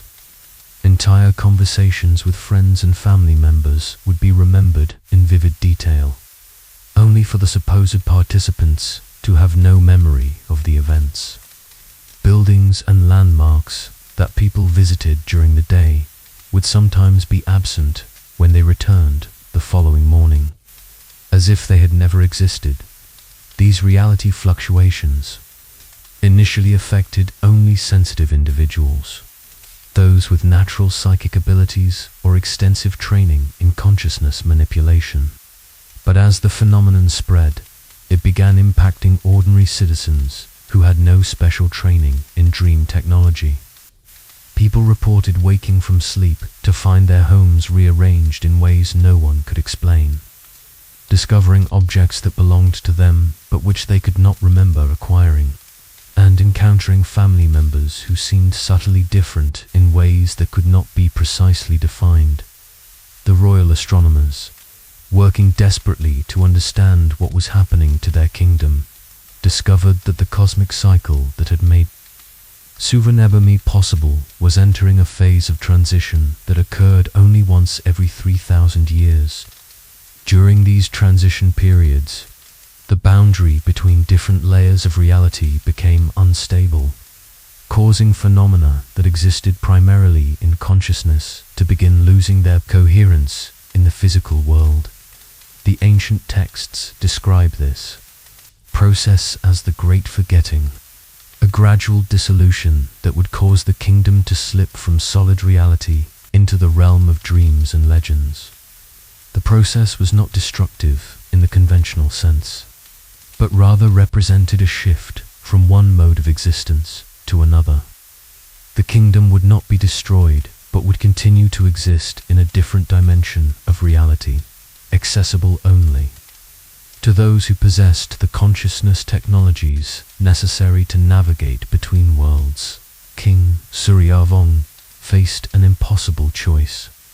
He could attempt to anchor Suvarnabhumi in physical reality through increasingly desperate applications of dream technology, but this would likely result in catastrophic psychological damage to his subjects, as their minds were forced to maintain connections between incompatible layers of existence. Alternatively, he could guide the kingdom through the dissolution process, helping his people adapt to existence in the dream realm, while gradually releasing their attachment to physical form. The king's decision, recorded in the final entries of the royal chronicles, was to perform the ultimate sleep, a consciousness technique that would permanently transfer his awareness into the dream realm while using his psychic abilities to guide his subjects through the transition process. This would allow Suvarnabhumi to continue existing as a civilization, but in a form that would be invisible and incomprehensible to anyone operating purely within physical reality. The ultimate sleep ritual required the king to enter a state of suspended animation so deep that his body would appear dead to all external observation, while his consciousness remained fully active in the collective dream space. From this state, he could serve as an anchor point for the kingdom's continued existence in the realm of dreams, maintaining the psychic infrastructure that allowed his subjects to preserve their civilization despite its withdrawal from the physical world. Archaeological evidence for this extraordinary process comes from excavations at the Royal Palace complex in Sukhothai, where researchers have discovered what appears to be King Suryavong's burial chamber. However, the chamber contains anomalies that have puzzled investigators for decades. The sarcophagus is constructed from the same mysterious materials found throughout the temple network, and electromagnetic readings indicate that it continues to generate energy fields similar to those associated with living brain activity. More remarkably, people who spend extended time near the burial chamber report unusually vivid dreams, featuring a figure who identifies himself as Suryavong and who provides detailed information about the kingdom's history and the location of hidden archaeological sites. Several significant discoveries have been made based on information received through these dream encounters, including the location of previously unknown temple complexes and manuscript libraries. The dissolution process affected different aspects of the kingdom at different rates. The physical infrastructure, buildings, roads, agricultural systems, faded relatively quickly, becoming increasingly difficult to perceive and remember. Within a few generations, the great cities of Suvarnabhumi had become invisible to ordinary observation, existing only in the collective memory of those who had learned to access the dream realm where the kingdom continued to function. The population disappearance was more gradual and complex. Many citizens chose to undergo the consciousness transfer process, learning to exist primarily in the dream realm while maintaining only minimal connection to physical form. Others migrated to neighboring kingdoms, carrying with them fragments of Suvarnabhumi's knowledge and traditions that would eventually influence the development of Thai, Khmer, and other Southeast Asian cultures. A third group, according to local legends that persist to this day, chose a middle path that allowed them to exist simultaneously in both physical and dream reality. These individuals, known in folk tradition as the Twilight People, supposedly learned to shift between visible and invisible states, appearing as ordinary humans when necessary but capable of withdrawing into the dream realm when they wished. To avoid detection, modern researchers have found intriguing evidence that some version of this legend might contain factual elements. Throughout northern Thailand, there are persistent reports of encounters with people who seem to possess knowledge of the region's ancient history that far exceeds anything available in written records. These individuals appear during archaeological excavations, providing guidance that leads to significant discoveries, but they vanish when attempts are made to question them systematically or document their identities. Dr. Elizabeth Fortner, an anthropologist who has spent decades collecting these encounter reports, has documented over 200 cases of meetings with mysterious individuals who display detailed knowledge of Suvarnabhumi's history, language, and cultural practices. The encounters follow consistent patterns. The mysterious figures appear when researchers are struggling with particular problems or discoveries, provide exactly the information needed to make progress, and then disappear in ways that make follow-up contact impossible. These discoveries attracted international attention and considerable controversy within the archaeological community. Mainstream scholars argued that the findings were too extraordinary to be accepted without extensive independent verification, while others suggested that the team might be the victims of an elaborate hoax designed to promote belief in paranormal phenomena. However, independent verification came from an unexpected source. In 1998, a team of Japanese researchers using ground-penetrating radar technology discovered identical structures beneath sites in Cambodia, Laos, and Myanmar, all arranged according to the same geometric principles and containing similar consciousness manipulation apparatus. The geographical distribution of these sites suggested that Suvarnabhumi had been far larger than previously imagined, extending across much of mainland Southeast Asia in a network of interconnected consciousness research facilities. The Japanese discoveries also revealed that the ancient sites remained electromagnetically active, generating measurable energy fields that fluctuated in patterns corresponding to human brainwave activity.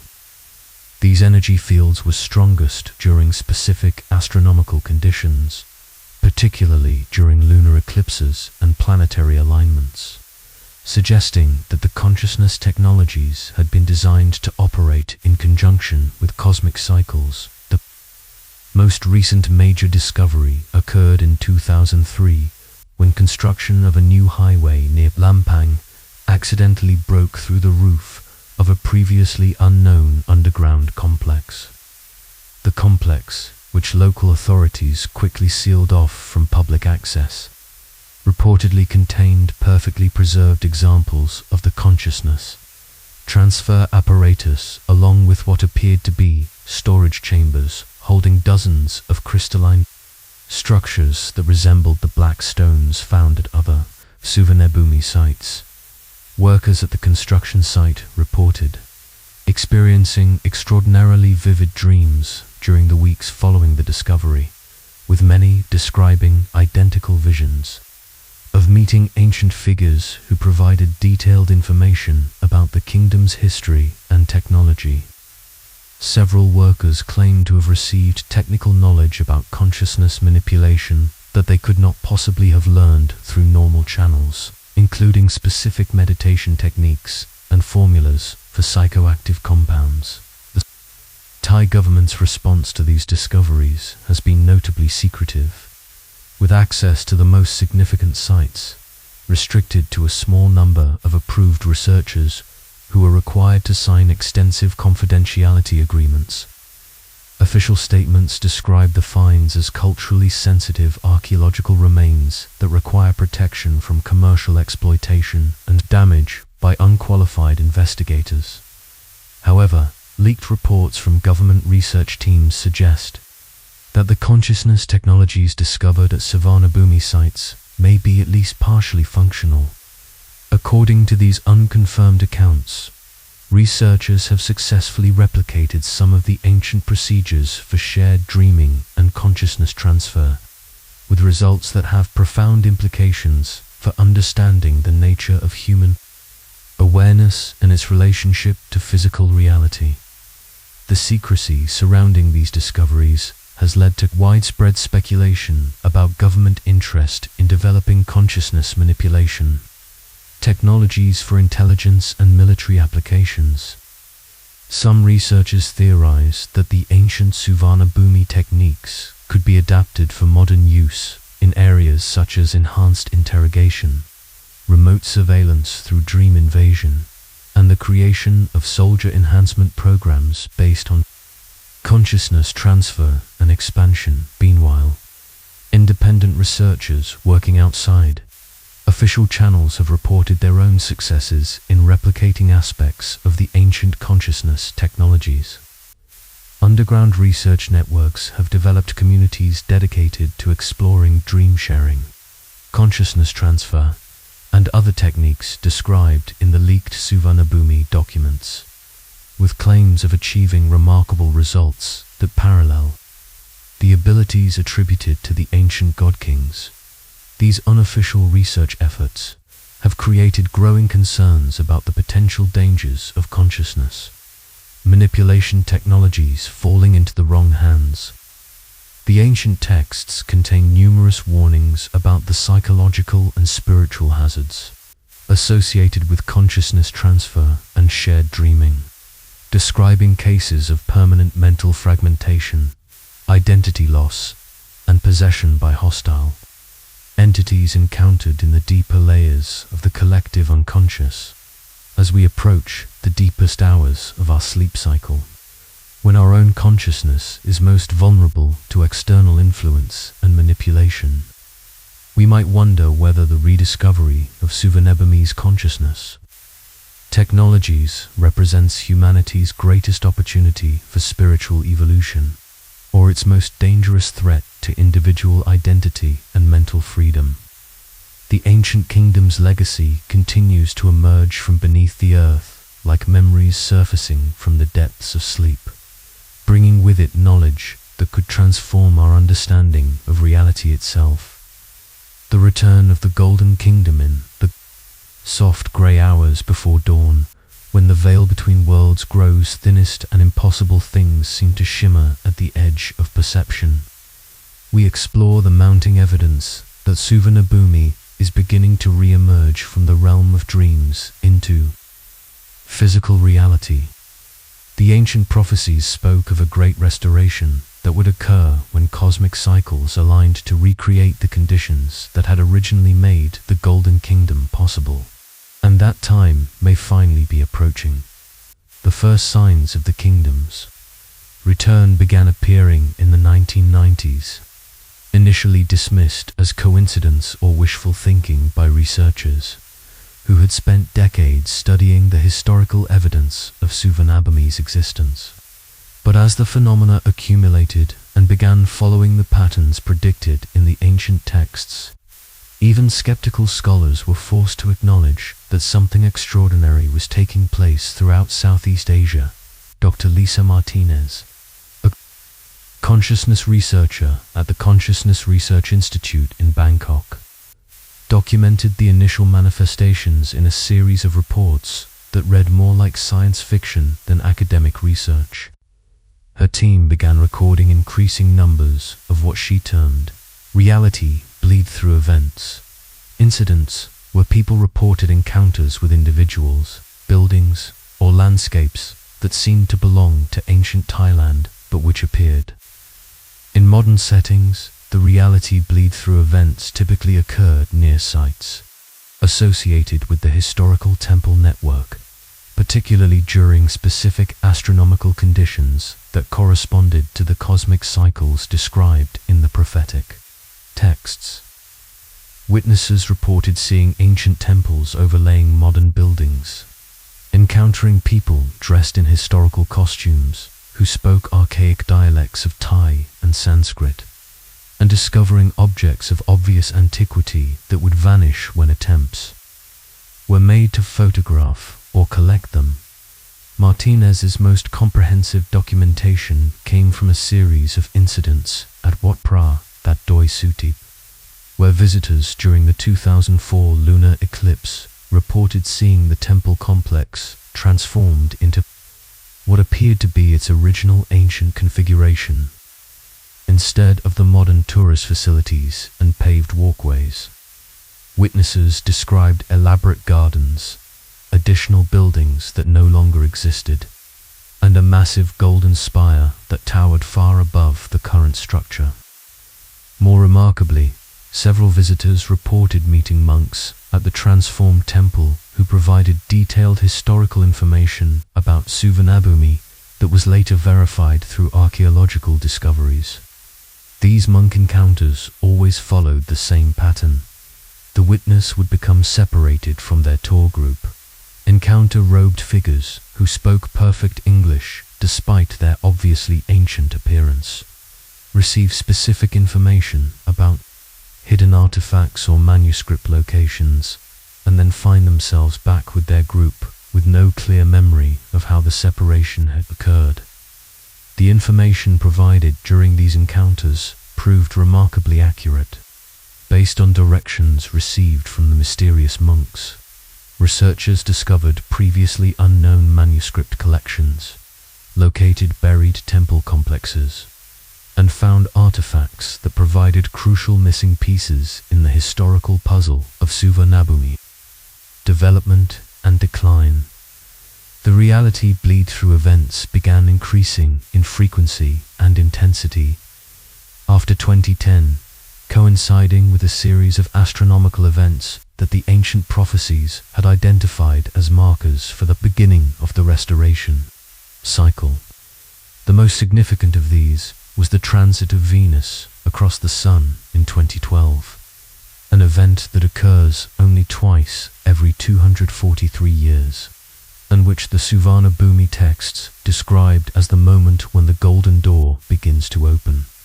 Following the Venus transit, reports of anomalous experiences near ancient sites increased dramatically. Entire tour groups began reporting shared visions of the temples in their original glory, complete with elaborate ceremonies involving hundreds of participants, dressed in period costumes.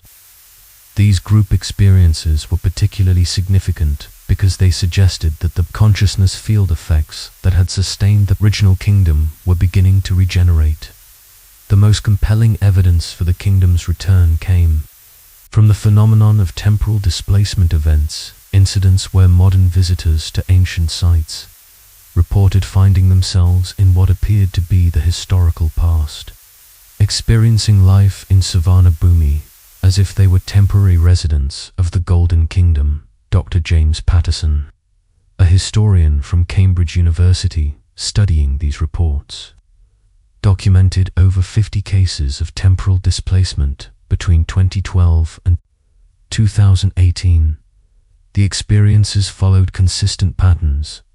Individuals would enter one of the ancient temple sites, usually alone and during specific times of day corresponding to astronomical conditions, and would find themselves in an elaborate ancient city populated by people who treated them as expected visitors.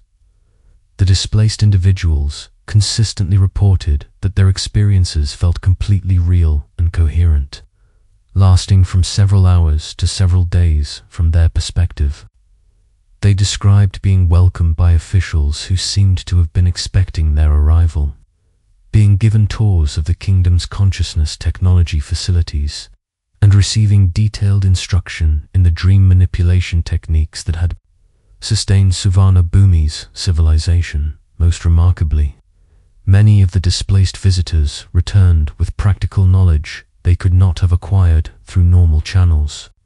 They described specific meditation techniques, astronomical calculations, and even chemical formulas for consciousness-altering compounds that proved to be accurate when tested by modern researchers. Several individuals returned with the ability to induce shared dream experiences in others, suggesting that they had somehow acquired genuine training in the ancient consciousness technologies. Patterson's research team attempted to verify these displacement claims through careful investigation of the returning individual's knowledge and abilities. In multiple cases, they found that people with no background in neuroscience, chemistry, or ancient history had somehow acquired sophisticated understanding of consciousness manipulation techniques that paralleled the most advanced research being conducted in modern laboratories. The displacement events also provided new historical information about Suvarnabhumi that filled in gaps in the archaeological record. Returning visitors consistently described the kingdom's social structure, daily life practices, and technological capabilities in ways that were internally consistent and which often anticipated subsequent archaeological discoveries. One of the most significant displacement cases involved Dr. Sarah Chen, a sleep researcher from the National University of Singapore, who disappeared during a routine visit to Wat Phra Sing in 2015 and reappeared 3 days later with detailed knowledge of consciousness transfer procedures that she claimed to have learned during an extended stay in the ancient kingdom. Chen's account, documented in extensive interviews and medical examinations, described her experience of being transported to Suvarnabhumi during the height of its golden age. She reported spending subjective months studying with the kingdom's consciousness specialists, learning techniques for transferring awareness between different bodies and for maintaining consciousness independently of physical form. Upon her return to modern reality, Chen demonstrated abilities that seemed to validate her claims.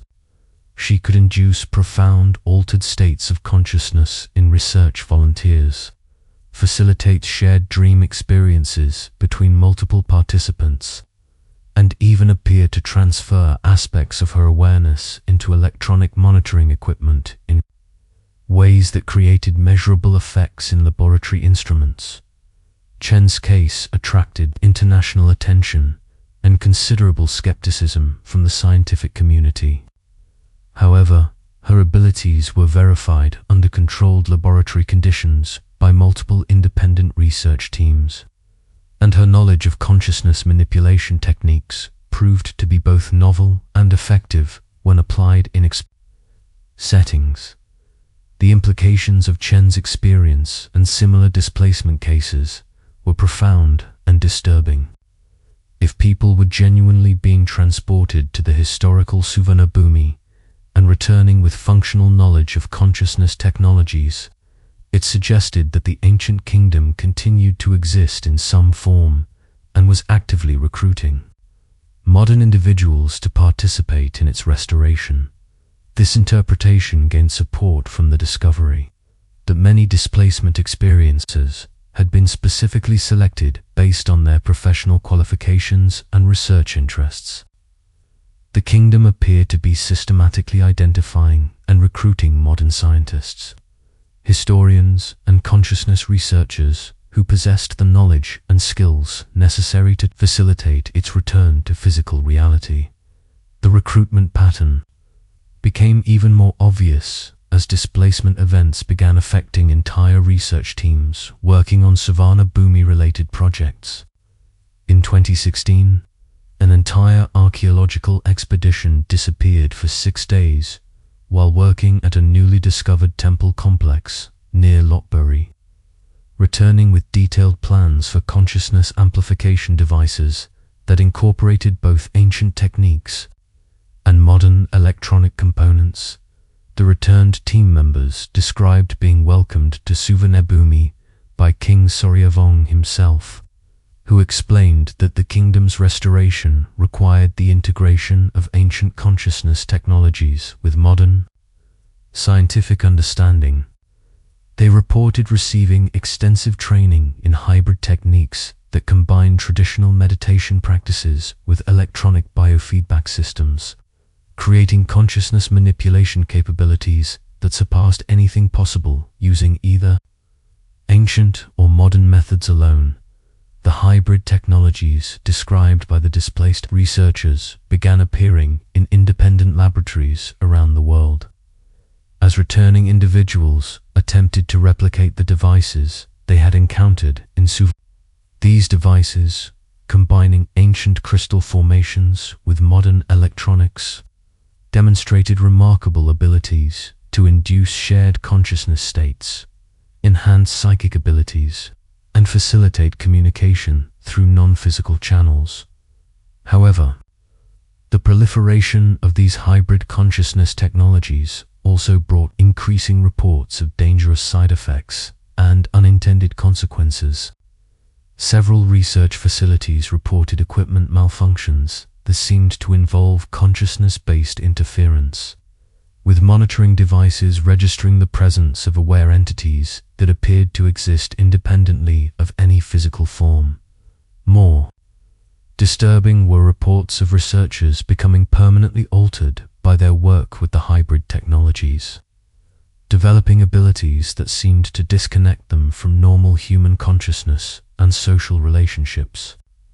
Several individuals working with consciousness transfer devices reportedly began existing primarily in dream states, maintaining only minimal connection to physical reality while pursuing extended explorations of the collective unconscious. The growing evidence for Suvarnabhumi's return attracted the attention of government agencies. concerned about the national security implications of consciousness manipulation technologies, multiple countries began classified research programs aimed at understanding and potentially controlling the kingdom's restoration process, leading to increasing secrecy and competition between research teams.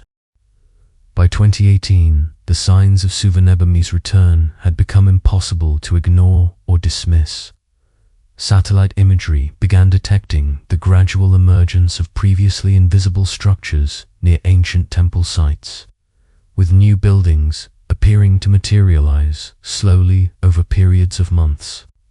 Ground-penetrating radar surveys revealed that the buried temple networks were becoming increasingly active, generating electromagnetic patterns that suggested large-scale consciousness manipulation activities.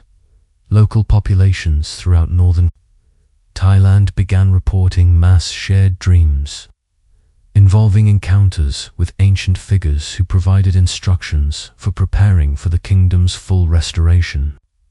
These dreams typically included specific dates and astronomical conditions when major manifestation events would occur, along with warnings about the psychological and social upheavals that would accompany the transition process. The ancient prophecies had predicted that the kingdom's return would not be a simple restoration of past conditions, but would represent the emergence of an entirely new form of civilization that combined the consciousness technologies of Suvarnabhumi with the material capabilities of the modern world. This hybrid civilization would possess capabilities that neither the ancient nor modern world could achieve independently, but it would also face dangers and challenges that neither had previously encountered, as our own consciousness prepares to return from its nightly journey through the realm of dreams.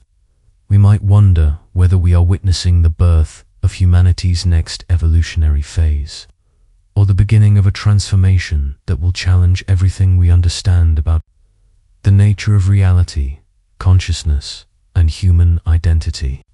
The Golden Kingdom stirs in its sleep of centuries, and its awakening promises to change the world in ways that we can barely imagine.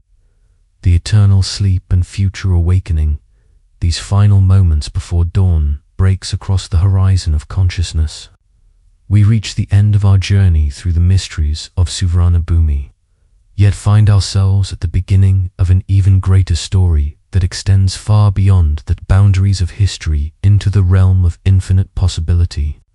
The tale of the Golden Kingdom does not conclude with its disappearance into dreams, but rather opens into a future where the boundaries between sleeping and waking, between possible and actual, begin to dissolve entirely.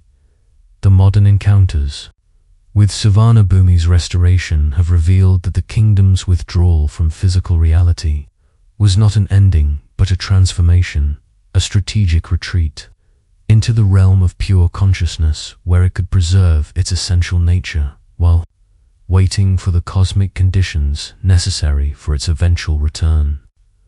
The ancient god kings had understood that their civilization represented an evolutionary experiment that was ahead of its time, requiring centuries of preparation before humanity would be ready to integrate consciousness technologies with material existence. The evidence suggests that this preparation period is now drawing to a close.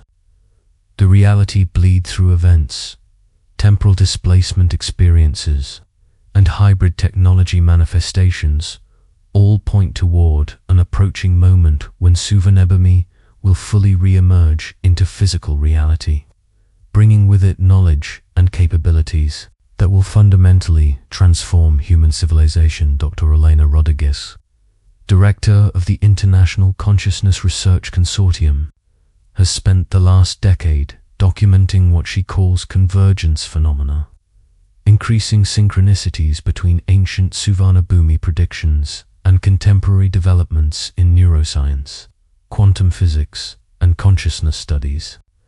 Her research suggests that modern science is independently rediscovering principles that the ancient kingdom had mastered centuries ago, creating the foundation for a synthesis that could revolutionize human understanding of reality itself. The convergence is particularly evident in recent breakthroughs in quantum consciousness research, where scientists have begun to demonstrate that human awareness operates according to quantum mechanical principles that allow consciousness to transcend the normal limitations of space and time. These discoveries parallel the ancient Suvarnabhumi texts describing consciousness as a quantum field phenomenon that could be manipulated through precise techniques of meditation and dream control. Similarly, a DVAN CES in neurotechnology and brain-computer interfaces have begun to approximate the consciousness transfer and enhancement capabilities that the ancient kingdom achieved through purely mental techniques. The hybrid technologies emerging from contact with Suvarnabhumi represent the integration of these modern electronic capabilities with the sophisticated consciousness manipulation methods preserved in the kingdom's dream realm existence. The approaching convergence has also been accompanied by widespread reports of spontaneous consciousness expansion experiences in populations around the world. Sleep research laboratories have documented dramatic increases in lucid dreaming, shared dream experiences, and cases of apparent telepathic communication during sleep states. These phenomena appear to be concentrated in individuals with genetic markers suggesting Southeast Asian ancestry, supporting theories that consciousness expansion abilities may be inherited traits that are beginning to activate as cosmic conditions shift. The ancient prophecies indicated that the kingdom's full restoration would occur during a period of global transformation when humanity as a whole would be forced to confront fundamental questions about the nature of consciousness and reality. The texts describe this as a time when the artificial boundaries between different modes of existence would begin to break down, creating opportunities for unprecedented expansion of human capabilities, but also generating unprecedented dangers and challenges. These predictions appear to be manifesting in contemporary global conditions characterized by increasing social fragmentation, widespread psychological distress, and growing questioning of traditional institutions and belief systems. The ancient seers had foreseen that the restoration period would be marked by chaos and confusion as existing structures proved inadequate for managing expanded human consciousness and the social implications of consciousness manipulation technologies. The texts also predicted that the restoration process would require the emergence of new forms of governance and social organization based on direct psychic communication rather than traditional hierarchical structures. These new systems would operate through consensus formation in shared dream states, allowing for decision-making processes that incorporated the collective wisdom and intuition of entire populations. Evidence for the emergence of these new social forms can be seen in the growing networks of individuals who have been affected by contact with Suvarnabhumi consciousness technologies. These networks operate through informal dream-sharing protocols that allow for rapid information exchange and coordinated action without conventional communication channels. The networks appear to be self-organizing according to principles derived from the ancient kingdom's administrative systems, creating distributed leadership structures that function through collective unconscious processes. The most significant development has been the emergence of what researchers call bridge personalities, individuals who appear to exist simultaneously in modern reality and in the restored Suvarnabhumi consciousness field. These individuals display abilities that suggest they have achieved the consciousness transfer capabilities described in the ancient texts, allowing them to maintain awareness in multiple dimensions of existence simultaneously. The bridge personalities serve as communication links between the historical kingdom and contemporary reality. providing guidance for the restoration process while helping to minimize the psychological and social disruption that could result from too rapid an integration of consciousness technologies. They appear to be following carefully planned protocols designed to ensure that the kingdom's return occurs in stages that allow for gradual adaptation rather than sudden transformation that could cause widespread mental breakdown. Dr. Michael Thornton, the physicist who first documented electromagnetic changes corresponding to Suvarnabhumi prophecies, has proposed that the bridge personalities represent the emergence of a new form of human consciousness that will become increasingly common as the restoration process continues. His research suggests that these individuals have undergone fundamental neurological changes that allow their brains to process multiple streams of consciousness simultaneously, effectively expanding their awareness beyond the normal limitations of individual identity. The implications of this development extend far beyond the restoration of a single ancient kingdom. If consciousness expansion capabilities are indeed emerging in the general population, humanity may be approaching a species-wide transformation that will redefine the nature of human existence itself. The ancient Suvarnabhumi experiment in consciousness-based civilization may have been a preview of humanity's ultimate evolutionary destiny.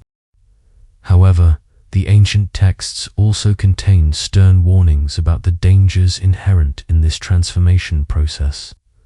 The consciousness technologies that sustained Suvarnabhumi were extraordinarily powerful, but also potentially catastrophic if misused or applied without proper understanding.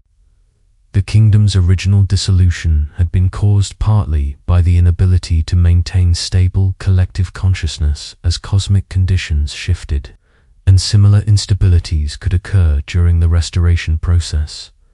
The texts describe several scenarios for restoration failure that could result in widespread psychological fragmentation, social collapse, or even the permanent entrapment of human consciousness in dream states disconnected from physical reality. These warnings have led some researchers to advocate for extreme caution in studying or attempting to replicate Suvarnabhumi consciousness technologies, arguing that humanity may not yet be ready for such powerful capabilities. Others contend that the restoration process is inevitable regardless of human preparation, driven by cosmic cycles that operate beyond human control. According to this view, the choice is not whether to engage with the returning consciousness technologies, but how to manage the integration process in ways that maximize benefits while minimizing risks. The ancient prophecies suggest that the ultimate success of the restoration will depend on humanity's ability to develop what the texts call wisdom consciousness, awareness that combines expanded psychic capabilities with ethical understanding and emotional maturity. Without this foundation, consciousness technologies become tools for manipulation and control, rather than instruments for collective evolution and spiritual development.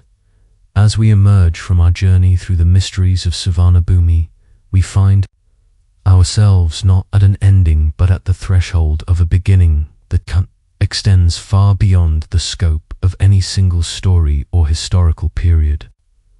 The Golden Kingdom that learned to exist in dreams may be awakening into a reality that encompasses all of human civilization, carrying with it the promise of capabilities we can barely imagine and challenges we have yet to comprehend. The eternal sleep of Suvarnabhumi draws to a close as the cosmic cycles turn toward a new dawn.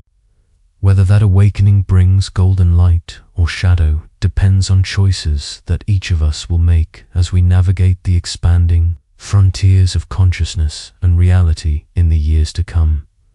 And so we reach the end of tonight's journey into the drowsy depths of ancient mystery and impossible possibility. Thank you for joining me in exploring the legends of Suvarnabhumi, the golden kingdom that exists in the space between sleeping and waking, between memory and dream. As you drift into your own sleep, let these stories settle gently into the deepest layers of your consciousness, where they can continue their work of weaving connections between the possible and the actual, between the ancient and the eternal. The mysteries we have explored tonight will follow you into dreams, carrying whispers of forgotten wisdom and promises of wonder yet to come. Sleep well, and may your dreams be filled with golden light from kingdoms beyond the reach of ordinary time. Until we meet again in the realm where all stories continue forever, I bid you the most peaceful of nights and the most restful of sleep. Good night.